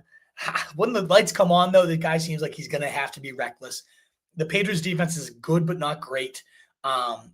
And so I'm just going to ride that Jackson Dart train and hope it continues forward. The rushing floor gives you so much. The rushing creates so much floor for the guy that I don't think you're getting lower than 19. And then again, you get a couple passing touchdowns on top of that rushing, and you're looking at a 25+ point day, 26 rather. Or you go back 5 weeks, 24 or more in 4 of his last 5. That's a pretty damn good floor. Quarterback 3 in 3 of his last 5 starts. It's pretty amazing, Ron. And Knicks, yes, the Washington matchup, very juicy, but so boom or bust. And just 8 and 13 points his last times out, not looking good. I'm going to go with Jackson Dart there, Ron. Andrew Myers, if I'm not mistaken, your 4th super chat of the day. My guy, you're the man. Thank you so much. Very kind and generous of you. We need 2 running backs out of Vidal, Hendy, Harvey, or Rico. So I talked about this one for another earlier super chat. Henderson, to me, you got to play him. The Giants are just so bad. 269 yards and 3 touchdowns to Jahmyr Gibbs, who was often the comp for Henderson. I know he's not at this point Jahmyr Gibbs, and probably never will be. Gibbs is the best running back in the NFL, in my humble opinion. That being said, though, this Giants team is such a joke of a run defense, the worst in the league by a mile. I mean, the Bengals are really bad. They're giving up actually more fantasy points, but in terms of rushing yards allowed, the Giants are bottom of the pack by a pretty substantial margin. And so I really do like TreVeyon Henderson. And last week, yes, Ramondre came back. We still had 67% of the attempts go to TreVeyon Henderson, 64% of the snaps, and keeping the high in routes was the big thing. 54% of the routes, barely missing the end zone. I just think we're in for yet another one of those 28-ish point days. The matchup is just too good, Andrew Meyer. I guess you could have said the same thing about Cincinnati last week. The Giants are worse. Like, I know in terms of technical points allowed, we've seen more from the Bengals, but in terms of schedule adjusted, the Giants are bad. Very, very bad as a run defense. So I'm going to go Henderson as my favorite. He's kind of a tier above the rest. And then the rest of these guys are in one big group. And I'm going to go with Harvey, Andrew. Again, such an explosive player. Washington giving up the 5th most points to backs and especially struggling with big plays. And that's what I think Harvey. I think we're going to get a couple of those. Like, Harvey's gone, another 50-yard touchdown for the rookie. Like, we could really see one of those types of days for the kid. Vidal is on that. We've outlined the case for him, the boom bust. He's on a boom week because he alternates every other week, and last one was a bust. So I expect a boom, not just because of that scientific, because they're 10-point favorites at home, but that line sucks. So if I don't have to rely on Vidal, I won't. Rico, the concerns with last week. I want to see the exact snaps because, I know the touch share was very close for these guys, but what was the final? We've gotten so many Rico questions, understandably so, when he goes from like a weekly 25 touch guy to a 10 touch guy. Yeah, just 56% of the snaps and only 58% of the rushes. The routes go down to 43%, whereas Hubbard mixes in for 35, 33, and 32% of the snaps, rushes, and routes. And he hadn't sniffed like 20% for multiple weeks. That is enough cheese nibbling to have you concerned about Rico when he was such a bell cow. And the Dave Canales bell cow role is one of the most valuable in all of fantasy. But if it's not a bell cow role, it doesn't become nearly as valuable. So I'm going to go with the 2 upside rookies there in Henderson and Harvey. Huge explosive threats in top 5 matchups. Let them rip, Andrew. That's how I would play that one. And then Shout NJ with a $5 super chat without the question attached. My man Campanelli, do you have a question from Shout NJ? He's got it pulled up. That's my moderator over there. Well done, Campanelli. Genty or Harvey for running back 2. And then who to put at the flex, Wilson or Shakir? And I know you love Waller. Awesome question, Shout out NJ. I am going to go with Genty slightly over Harvey.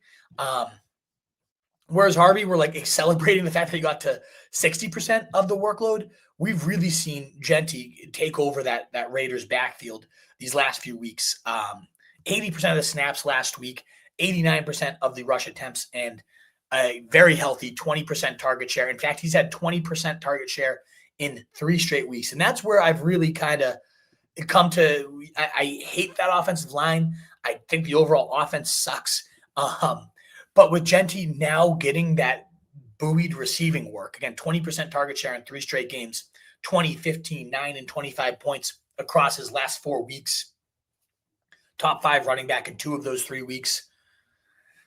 I just got to kind of ride that. The Chargers right in the middle of the pack, 18th in points allowed to running backs. Certainly allowed some big days.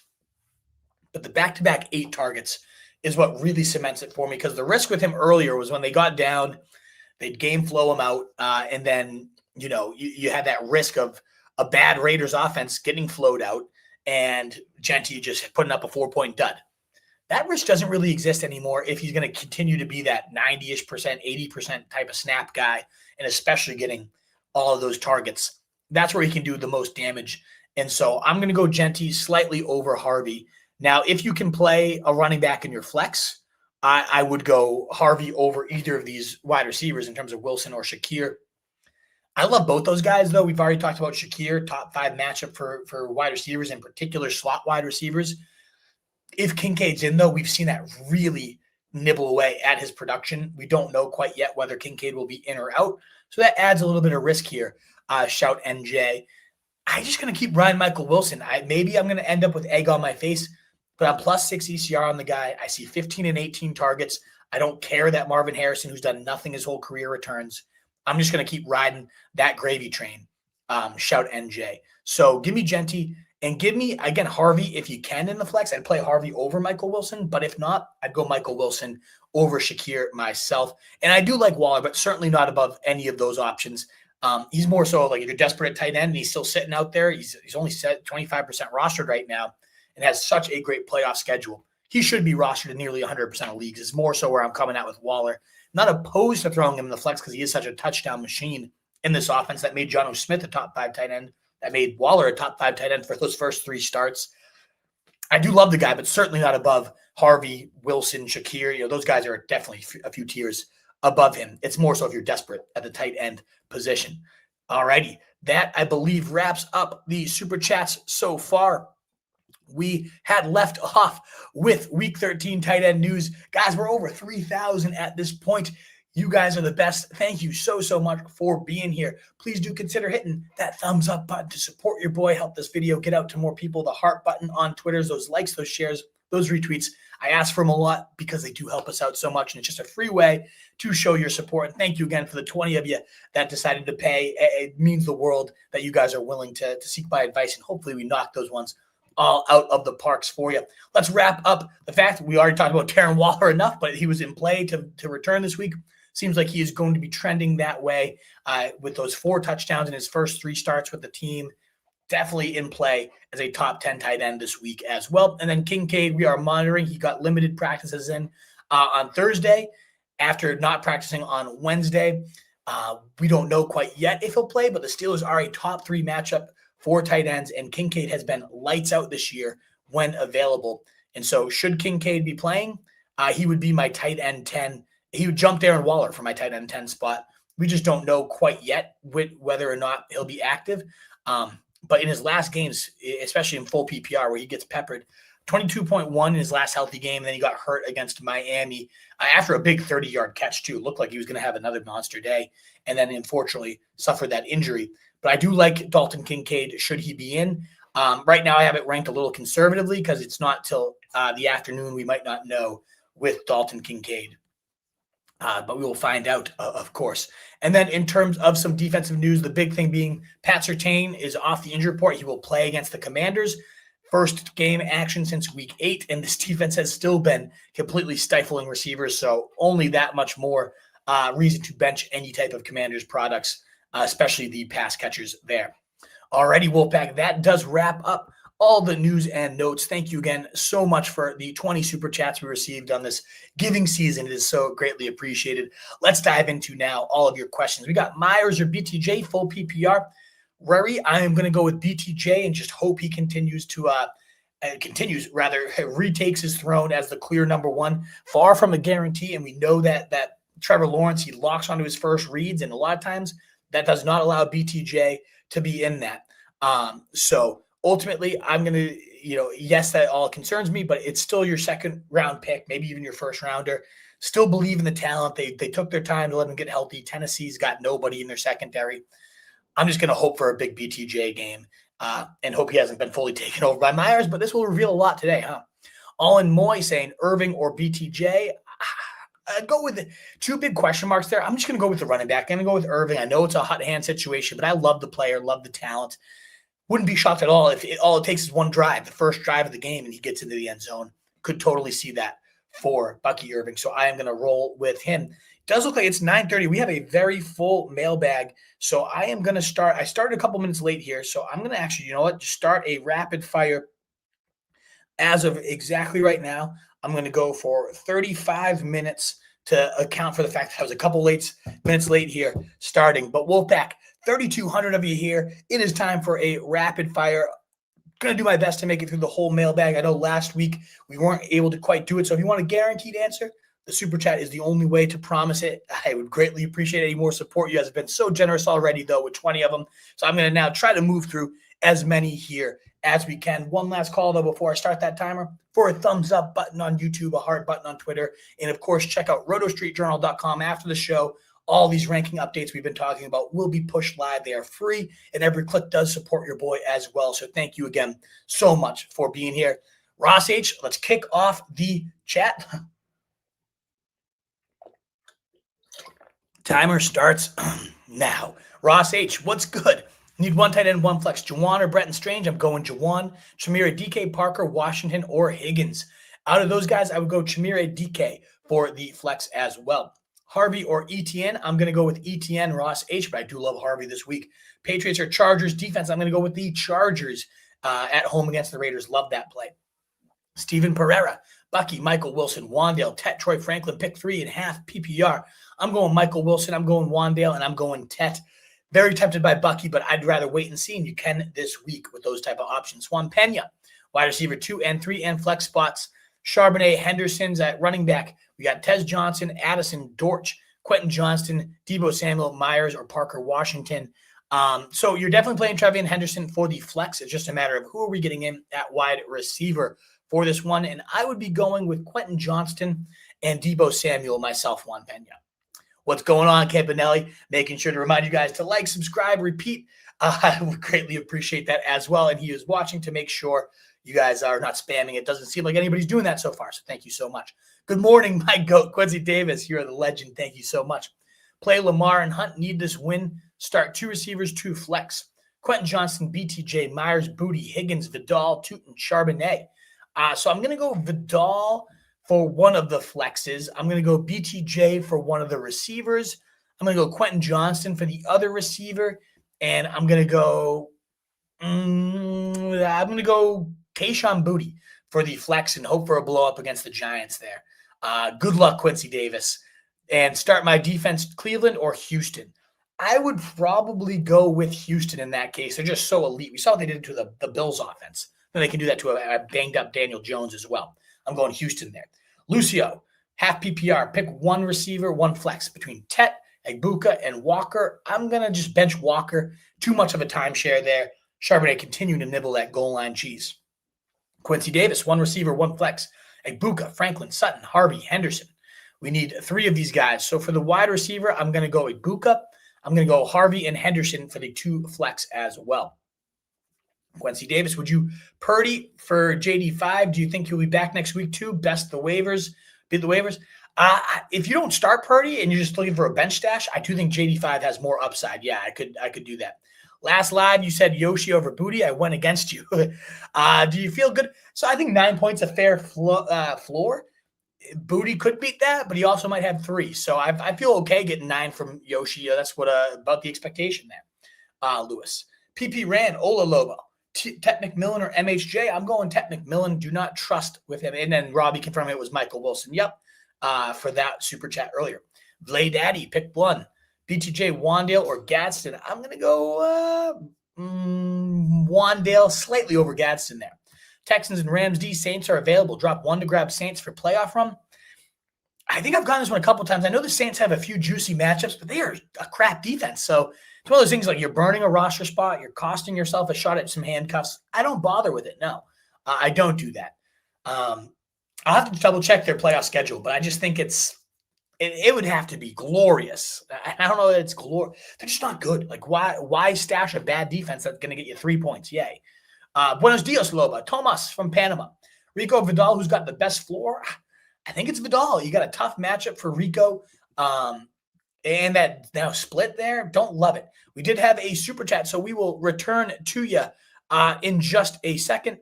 But we have J1364. Thank you so much for the super chat. Drop Goff for Daniels, Burrow, your other quarterback. Thanks. I guess so, yeah. I mean, you got Daniels facing Dallas in your fantasy championships. If you're never going to play Goff, like Burrow, you're probably playing over Goff no matter what. Whereas Daniels, if he looks healthy, looks good, he might actually work his way into your starting lineup at some point. I'd probably do that, yeah. Jay, I think there's more upside. And again, you got Burrow locked in as like a nice, safe starter. Why not stash the bench for some upside? If anything else, you get your fantasy championship. Do you want to be facing Jaden Daniels, who was facing the Dallas Cowboys? No. And if we get an ultimate, like they're ruling him out for the season, it's a lost year, you cut him. No harm, no foul. I don't think you're going to be that worried about Goff being out there when you have Joe Burrow as your guy. So, yeah, I would probably make that move, Jay. Block the upside from your other opponents there. All righty. Thank you again so much for the super chats. 3,300 of you. Thumbs up button, heart button means the world. Church Boy Reg, Neal, Rico, or Tracy Jr. I'm going to go with Rico here. Very big risk. But, yeah, I just feel a little bit safer. I will say this, though. I feel safer with Tyrone Tracy over Neal as well. Jumping into that, again, 19 and 20 carries in back-to-back weeks. I know it's a tough matchup against the New England Patriots, but I feel a little bit safer because he's had 2 straight tough matchups, and he's been a top 13 running back. So I am bumping Tracy up the rankings, but I am still going Rico over him and hoping he regains what made him so special, and that was volume. We'll find out. Church Boy Reg. Frank B. I'm going to take a big risk and start Dike today. Dike, Chimere Dike. It's a big risk, especially with the Io Minor coming back, but the man is electric with the ball in his hands, Frank, so it's not that crazy. I'm a huge fan of the player. Do I drop Kyle Pitts for Waller? I would. I have no interest in Kyle Pitts myself. Luis Perez, I live close to Hard Rock Stadium. Be wary of New Orleans and Miami players. Weather's rainy. Sure, a little bit of rain, never hurt nobody. If it's a downpour, that is a big concern. I don't believe in Roto Grinders they mentioned that one. Hold on, let me just see. Shower or spotty downpour is possible, but the coverage isn't all that impressive. And we're likely either dry here or mostly dry. Winds 10 to 15 miles, typical Florida stuff is what his report says. But we got boots on the ground. Maybe it's worse. Thank you for letting us know, Luis Perez. Mobbin 2, start 3 PPR. Jalen Warren, Kyron, Judkins, Gainwell, Jennings, Troy Franklin. I'm going to go with Kyron. I'm going to go with Jalen Warren. And for my final spot, I'm going to go with Judkins. Like all those options, though. Good question there. Tony Pollard, Chris Rodriguez, Sean Tucker. Tony Pollard should be cut. I'm going to go Chris Rodriguez. I know it's a tough match against Denver, but if you're going to beat him some way, it's the run game, and Rodriguez has taken over the starting role there. So I'm going to go Rodriguez. GJT3, what do you think about Tootin? Maybe some garbage time against Tennessee, but I personally am not starting that guy until I see some more. I was hopeful that he fully took over the backfield a couple weeks ago where he was thriving, was the heartbeat of the offense, and he goes back and lays a complete egg last week. So I like stashing him, do not like starting him at all. Chris Cheatham. We did have a super chat, so we will be back at 8:21 to that one because Giuseppe Russo, one receiver and one flex between Wandale, Mike Wilson, Neal, and Debo, half PPR. I got to go Mike Wilson as my favorite, and then Debo I'm eliminating. It comes down to Neal versus Wandale. Neal with a little bit more risk, but a little bit more reward. I'm going to go Mike Wilson and Neal for that one. Very close. I mean, Wandale's coming off 170 yards. This guy's a beast. I'll go Mike Wilson and Wandale. Like Wandale, I was like, oh yeah, well, it came with James, but Dart's very good too. So I'm going to go Wilson. I'm going to go Wandale and hope Wandale's got that nice baked-in floor plus some more big plays coming this year with quarterbacks willing to sling it. So I'm going to go with Wilson and Wandale for that one. Chris Cheatham, Morning Wolf, pick 2, BTJ, Vidal, Bucky. I'm going to go Vidal and I'm going to go Bucky in half PPR. Big risk to both BTJ and Bucky. I feel better about Bucky at least making some sort of impact at some point. And then Taysom or Theo have PPR. It scares me with Taysom, but he got more carries than Neal. But Theo's been really good regardless of who his quarterback is. I'm going to go with Theo there because if Hill doesn't get the end zone, it's like 1 point. And he doesn't hit the end zone most weeks. Shaw, Purdy, Tua, or Stroud, 6-point pass touchdown, super flex. I would probably go. Cleveland it's not a great matchup for Purdy. I mean, part of me just wants to say Tua with that New Orleans matchup. You get the dome, or no, rather you're in Miami, so no dome there. I'd probably just go Purdy though, and hope that it's a nice efficient passing day for him. Sketchy, but I'm going to go with him. And then I'd go Brissett over Herbert in 6-point pass. We got Ladd, T-Mac, or Diggs.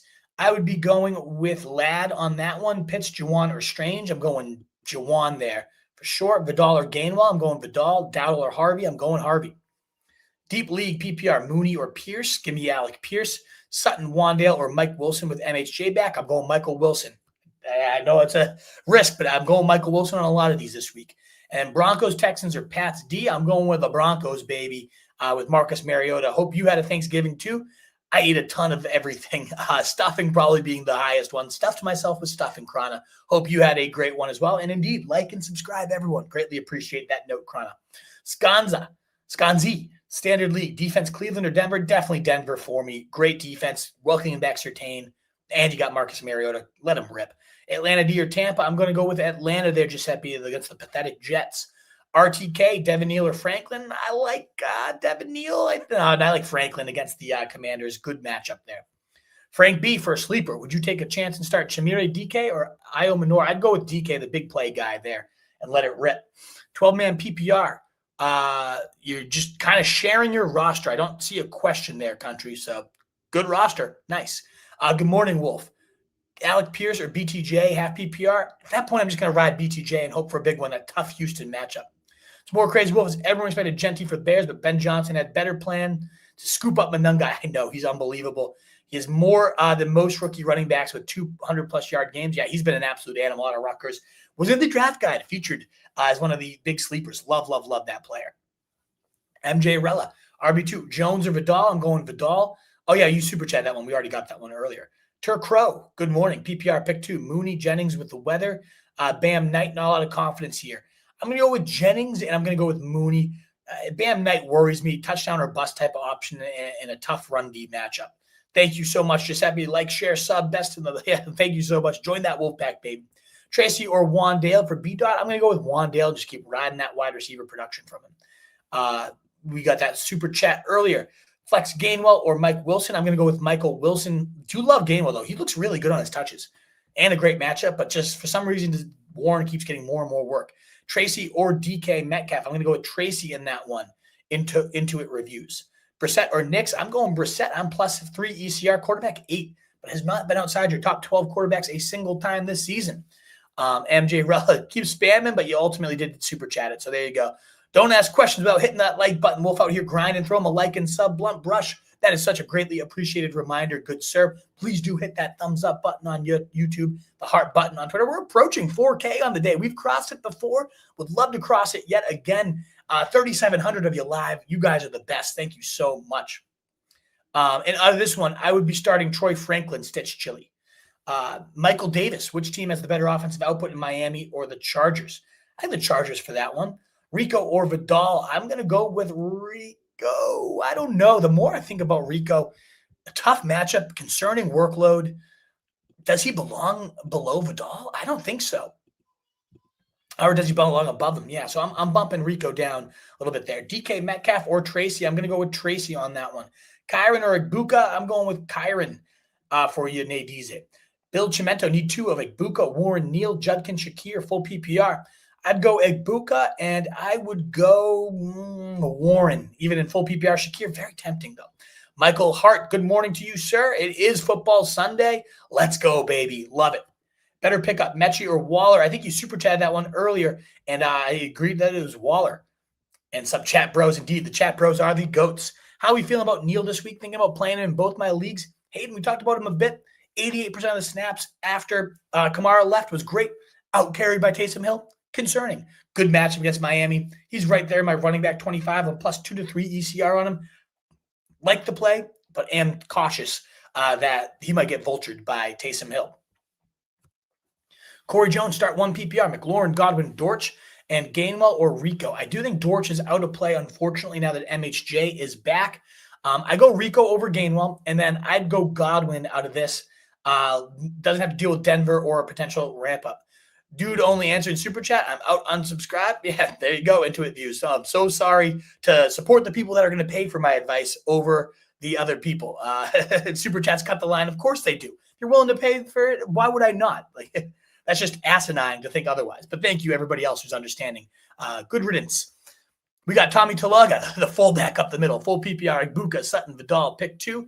I would go with Egbuka and Vidal, and then I'm going to go Stafford over Nix. Ball with my boy. I believe we super chatted that one earlier. We got Higgins, Tez, or Booty for 1 receiver. I'm going to go with Booty there, D-Chogs. Mike Rarini, Bucky or Vidal. I am going to go with Vidal for that one. Avoid the hot hand and kind of see how that develops. Scott of Scots, Jacoby Myers, Jaden Higgins, Bam Knight, or Mooney. Need 2 flex half PPR, maybe more upside. If you're looking for upside, you want some big plays, you're going to go Mooney and Higgins in that one, but I don't love it. I probably would normally go Mooney and Bam Knight, but Bam Knight just does not have much of a ceiling. So Mooney and Higgins if you need the upside. D-Chogs, full PPR. Higgins, Booty, Ted. Oh, we already had that one, and it was Booty.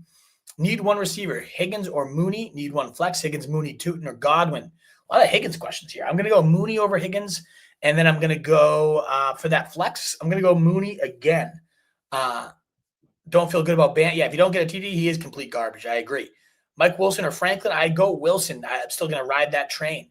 I would not start Sean Tucker if you have Bucky. I'd just go with one of them. And my opponent had 4 people go already, 3 players who all performed mid or worse. But at A.J. Brown, yeah, I mean, that happened against me too. Same exact situation, Michael. Are me and you the same person? Had the same exact thing happen to me. Not sitting Mike Wilson. The man is a stud. I'm with you too. I'm riding that train plus 6 ECR. Most of these situations, I am going to go with Michael Wilson. I agree there. Joe, what's happening? If Warren's out, pick 1. Hunter Henry, Ty Johnson, or Jawan Johnson. I would go Jawan Johnson for that one over Theo and Hunter Henry. Buka totally falling out. Yeah, it's starting Ted over him. That's tough, but it's justifiable. Ted himself has been a little sketchy, though, Michael. Joe, what's happening? PPR, Vidal, Dowdle, and non-PPR. So it's Vidal, Dowdle either way. I'm just going to go Vidal at this point. That 10-point favorites at home, I like it. I'm going to go Michael Wilson over Dowdle, HTRO, Drizzle. Dart or Nix, I'm going to go with Dart, Ron Smith. Wilson over Dowdle, yes, I would. Superchargers, no clue to be on. Hell yeah. So the people are interacting. Love that. Chat, keep helping each other out. Tila, Darnold, or Baker, I'm going to go with Sam Darnold. Bucky, Neal, QJ, Pearsall, Ty Warren, Bam, play 2, help. I would go with Bucky and Ty Warren, I think. Bucky or Neal is a very tough one for me. The more the show's gone on, the more I've been bumping Bucky up, and I'm going to bump Bucky up over Neal. I'd rather have Bucky Irving than Devin Neal in my lineup at that point, and then Ty Warren's been an absolute stud. Devin Neal's the 3rd option there, though, Conscious Machine, so if you want to bench Warren because of the tough matchup he's banged up, maybe you just go Bucky and Neal there. Start Adams over Jefferson, 110% Chronoshaw. Devontae Adams cannot be benched. Pick 1, Pittman, QJ, Ricky, Pearsall. I would go with Pittman there, Tien Nguyen. Good morning for Steven Sarro. Full PPR, Shakir or Wandale. I would go with Shakir, very slightly, but Steelers bleed points to slot wide receivers. Full PPR, need a flex between Godwin and Tez Johnson. I think Godwin will be playing ahead of him at this point, is what it sounds like, Inc. So I'd go Godwin. Bench JJ for Michael Wilson. Am I crazy? Not crazy at all. I would do it as well. We'll see what happens with Brosmer. I don't think it could be worse than McCarthy, but the Seahawks a very tough matchup for us to all figure it out. And then some people helping each other out. Love to see that. Anyone, Bucky or Neal? I just flipped them conscious. I'm going to go Bucky. And it is ultimately, for me, it's a hot hand situation for Bucky, but you're facing Arizona, a top 5 matchup for running backs. I think it could just be that first drive. Boom, boom, boom. He plows down the field. He gets in the end zone. Welcome back, Bucky Irving. I'm just going to go with that. I'm going Bucky Irving. Shout NJ, Genty or Harvey for running back 2. I'm going to go with Genty. And then, you super chatted this one. It was a very, very tough question. But I ended up going, I believe, Genty and Harvey. And I'm very intrigued by if you can't go Harvey, then I'm going to go Wilson for the flex. We got Tet or M. Wilson, full PPR. I'm going to go Michael Wilson, Mark Schaffner. The guy is a stud for sure. And yes, it sounds like Conscious Machine. We're on the same page. I think Kyler Murray is so overrated. He sucks. 4,000 of you here, Wolfpack. We got exactly 15 minutes on the clock. Please do consider that thumbs up button, the heart button on Twitter. Likes and shares and retweets will continue to help us grow this channel. It's a free way to support your boy. And thank you again for all 22 of you that sent those super chats. It means the world, especially during this week of giving. And of course, check out rotostreetjournal.com. All 4,000 of you come click the site. That also helps us out as well. These rankings will be live and updated as soon as this show ends. And then we got, I didn't mean to skip this question here. Mark Schaffner, would you start Waller, need a tight end? Yes, absolutely. If he's in, and it sounds like he's going to be, he had 4 touchdowns and 3 starts, was absolutely cooking, and the Saints are nothing to be scared of. So, yes, I would. Rudy Alvarado, I got one question. Judkins or Neal? I would go Judkins over Neal and Rico. I'd go Judkins here with that one. PPR, ETN or Dowdle? I am definitely going ETN, a good matchup for backs against the Titans, top 5 matchup. The guy's been absolutely cooking. Franklin, so people are helping each other out. Awesome. Love to see it. Drew Brees and Russ Wilson are rare, short, great. Yeah, exactly. And Kyler Murray does not have the work ethic of either of those guys. Mechie, league winner, what say you? He's had 2 good weeks in a row. Do I think a receiving league winner out of the Jets could happen? Probably not. But hey, crazier things have happened. Maybe he is just a true number 1. Why not stash and find out? But I don't trust it quite yet. Schultz, AJ Barner, or Waller for Ink to Audio. I am going to go with Waller on that one. I like that one for sure. No shot playoffs. You want to be the spoiler. I love it. At least you're not quitting on the season. Do I let Bucky crap himself on the bench? He ruined my season. I mean, let him crap on your opponent for one final time. Judkins or Rico? I'm going to go with Judkins on that one, Mark. Especially with the weather, they're going to want to pound that rock. Bill Wallace. Hey, Wolf, full PPR. Full 2-point PPR. Pick 2. Shakir, Marks, Tet, or Godwin. 2-point PPR. I got to go Shakir as potentially being that target hog slot receiver, the Steelers team that struggles against it. And then I'd go Tet as well, another potential target hog. Wide receiver 2, Myers, Debo, or Chimere, Dike for Hollywood French Bulls. Good to see you, fellow girl dad. I'm going to go with Debo. Tough matchup. If you wanted to pivot away from him, you could go to DK. But Debo is the one that they move around. They scheme some touches. Could still potentially get a red zone carry. I like Debo there with BTJ potentially thwarting some of Jacoby Myers' team. Chimere DK's got Io Manor returning to the lineup. So I'll just go with Debo there. Raise your hand if you secured the first-round bye and get to enjoy unadulterated football today. Congrats, Corian. Most of us are not in such a generous, advantageous position, sadly, today. I got to win. If I win today and I have one guy lose, I am securing that first-round bye, and we'll enjoy unadulterated football tomorrow. But I'm in a dogfight. I was looking great, and then A.J. Brown just smashed me in the face. So that sucked. So now I'm right back into a battle. Corey Reddington. Brissett, Dart, or Jones. I'm going to go with Brissett for that one. Very close with Dart, but I love both those guys. I'm going to go Brissett. Running back help. Neal, Dowdle, Taylor. You got to play Taylor. And if it's one or the other, I'd go Dowdle over Neal. But Taylor, you're, of course, playing. Wide receiver help. Olave, Mechie, Mike Wilson, Keenan Allen. Already played St. Brown. That is sad. Kelsey, Hunt, and Eagles D. So Kelsey did his. Hunt didn't do much for you. I would be playing Olave and then Michael Wilson as the top 2 wide receivers there. Giuseppe Russo. Pick 1 receiver, 1 flex. Michael Wilson, Devin Neal, or Debo. I'm going to go with Michael Wilson. Flex Gadsden, Algier, Tootin, or Addison. I'm going Gadsden there, Giuseppe. And then Jacoby, Parker, Tez, Singletary, or A.D. Mitchell. I go Jacoby, but don't love it there. Mike Nierith, Bucky, Vidal, or Neal. Pick 2 of the 3. I'd be benching Neal there, Mike. Fatty Mateo, Wolf, full PPR, got let down by ASB and Saquon. Oof, brutal. Studs not being studs. Need upside. Waddle, Harvey, or Hall. I'll tell you, I think Harvey has the highest ceiling. If you're talking about like a rookie ripping 50-yard touchdowns, he's got the speed. He's got the burst. He's got the matchup against Washington. Probably having like the lowest of the 3 if I was just projecting just for floor ceiling combo. But in terms of just sheer upside, Harvey has the most in my opinion. Fork, Gainwell over Diggs at flex. I could see that. Yeah, 54% route share. I have Diggs a little bit too high up in my receiver rankings. I'm going to bump him down, Fork. I think I would go Gainwell, which is kind of crazy to say, but yeah, worried a lot about that low route share since Booty came back to the lineup. Knicks or Brissett. I'm definitely going Brissett there. Dice got fried. Bulldog, Waller or Juwan Johnson. I'm going to go with Juwan Johnson on that one. Apex, what's going on, Apex? Debo or Bucky, I would go with Bucky. That tough matchup against Denver. No, thank you. K-Space, pick 1 full PPR. Booty or A. Jones. I'm going to go with Aaron Jones on that one. JDE, Jennings or Mooney. I would go with Jennings. Gadsden or Strange at tight end for get down or lay down. I'm going to go with Gadsden. I'll get down instead of lay down, too. We buy homes near you. Standard League need 1 of Diggs, Puka, or Jettis. Got to go with Puka. No doubt about it. But playing hard CMC, yeah, you need safe floor plus upside. It's Puka. It's definitely, you're never benching Puka. Come on, we buy homes. Never. Addison or Godwin. I'd go Godwin and just hope they keep bumping up that route share. Gadsden or Strange. I'm going to go with Gadsden. Yeah, always funny seeing people who never bet here think exactly like it's so annoying. They don't know about the rapid fire. You're going to get your questions answered. Don't worry about it. For sure. It sounds like get down or lay down might have been spamming. Sounds like Campanelli has put him in his place.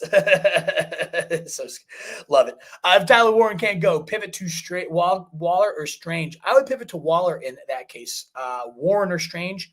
I'd go Warren there, Corey Reddington. Chargers or Bucks kicker. I like the Chargers. Cameron Dicker always for me. Flex, Mechie, Bretton Strange, Tucker or Pollard. I would go definitely not Pollard, not Tucker. Probably Mechie. Kind of crazy. I'm a little too low on Mechie. I noticed in my rankings as well. I want to bump him over some of these Jags guys. I'm going to bump Booty up as well a little bit. But yeah, Mechie has been on a roll, so I'm bumping him up for sure. I would probably go Mechie over the rest of that question, Corey Reddington.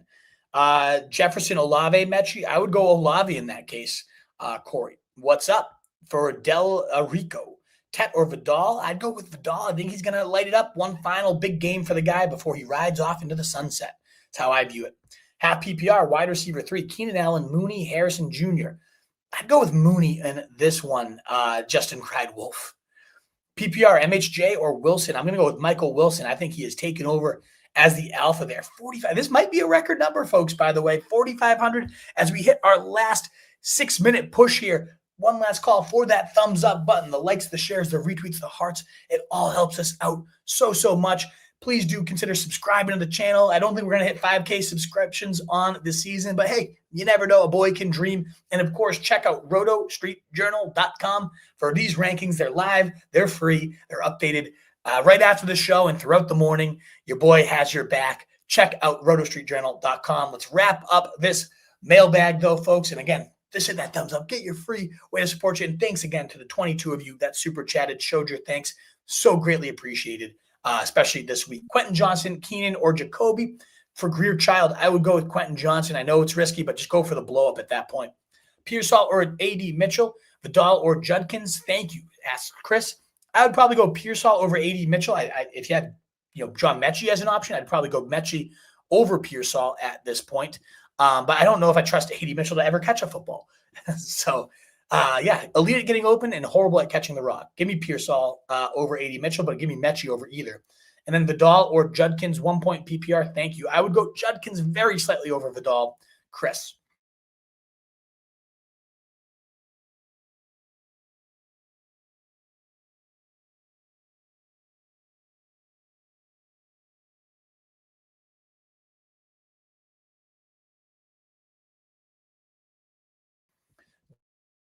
We lose connection.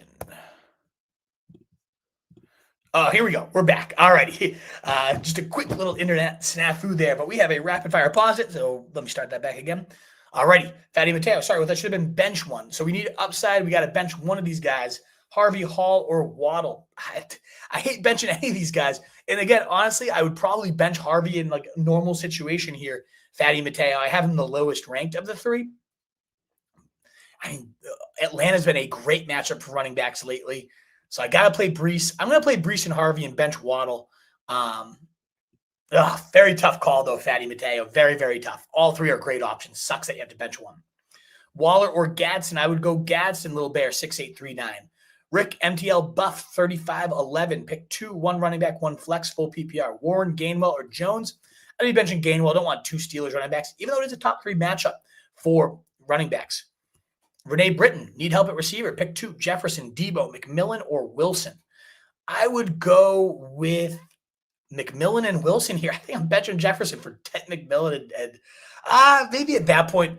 So I'll tell you this. Wilson is my favorite. I'm going to go Michael Wilson for the first one. Jefferson versus McMillan is tough, but I think I'd go Ted McMillan.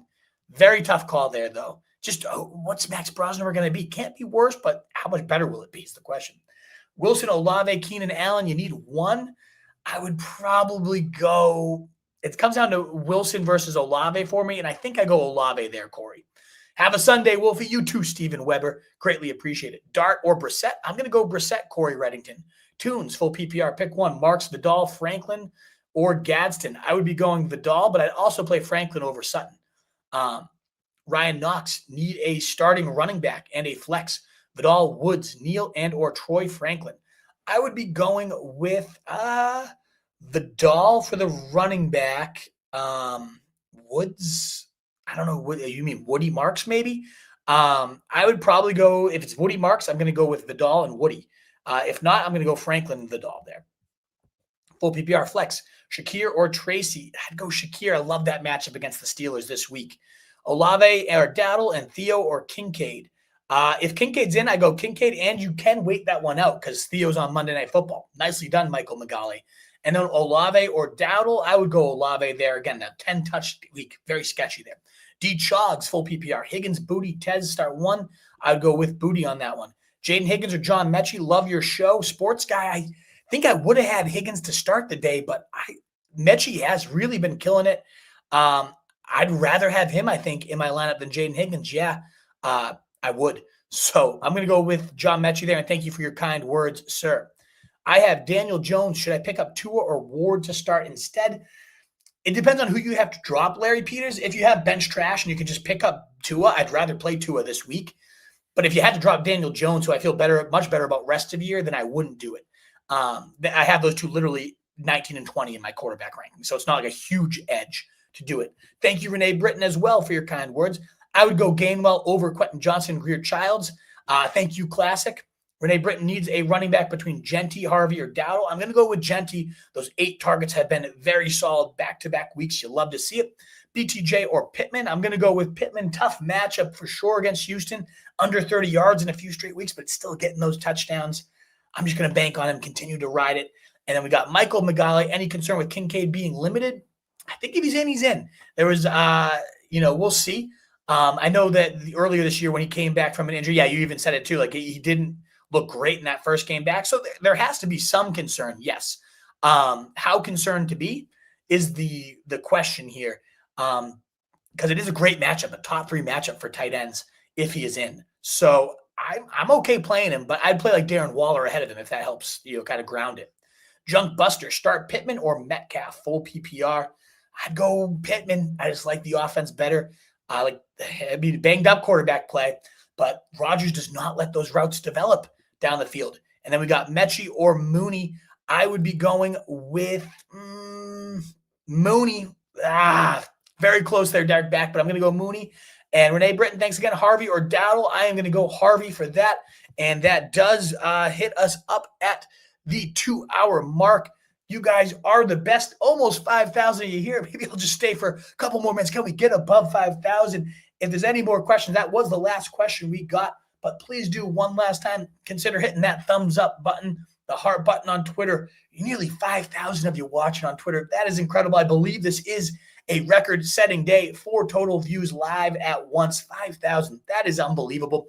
Please consider hitting subscribe. If every single person that was watching came over to YouTube and hit subscribe, we would clear that 5,000 subscription goal of the year. I know I don't go live nearly as often now that I'm a dad. It's been much tougher to carve out the time. I used to go live like 5 times, 7 times a week even. And now it's really just Sunday mornings and usually the Thursday pregame as well. But still would love to have you guys come and join the channel. Either way, we'll always be live these Sunday mornings at 8 a.m. And, of course, all of my content is at rotostreetjournal.com. We had another minute on the timer, so I'm still letting it rip. If the questions come in, let's get up to 5K. Let's see what happens. Woody Marks or Bucky? I would go Woody Marks there, Greer Childs. I know last week was a bit disappointing, certainly when you consider a top 3 matchup for backs. Didn't do a ton, but he has really taken over that backfield. Chubb is a very distant afterthought, and understandably so. Absolutely would go Woody Marks here.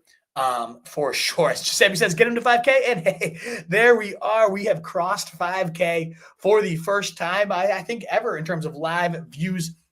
Certainly on these Sunday shows. There were a couple shows over the summer where I had Ian Hardis or some big guests on in the past. But even then, I don't know if we ever hit 5,000 live views.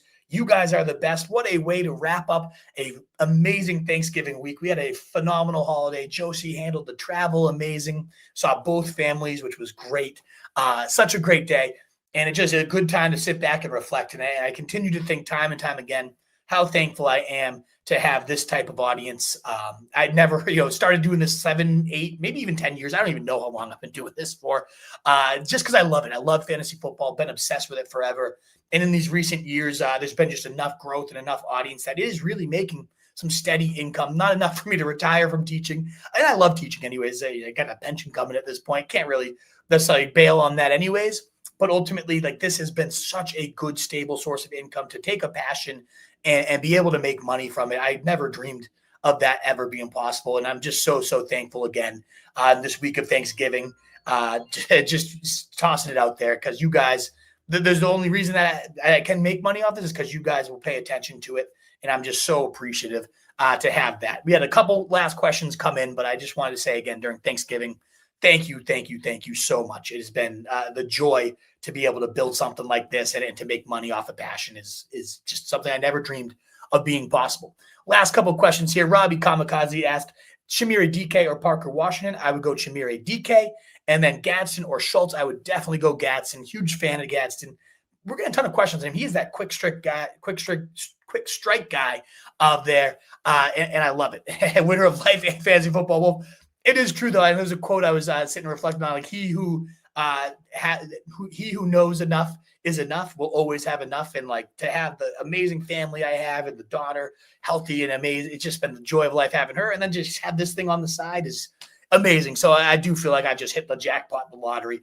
I'm so lucky and thankful again to have all you guys. But 5,000 record-setting day, really 5,200 at this point. I wish I could keep going, but I do have, like I mentioned, the daughter that I'm so thankful for. Got to go help out, relieve the wife, and she's so thankful for her to help me be able to do that. As much as it's on me to have that support in the back end, it just wouldn't be possible without a supportive wife. So Marks, Neal Thomas Jr., Myers, or Bam in the flex. I would go with Marks.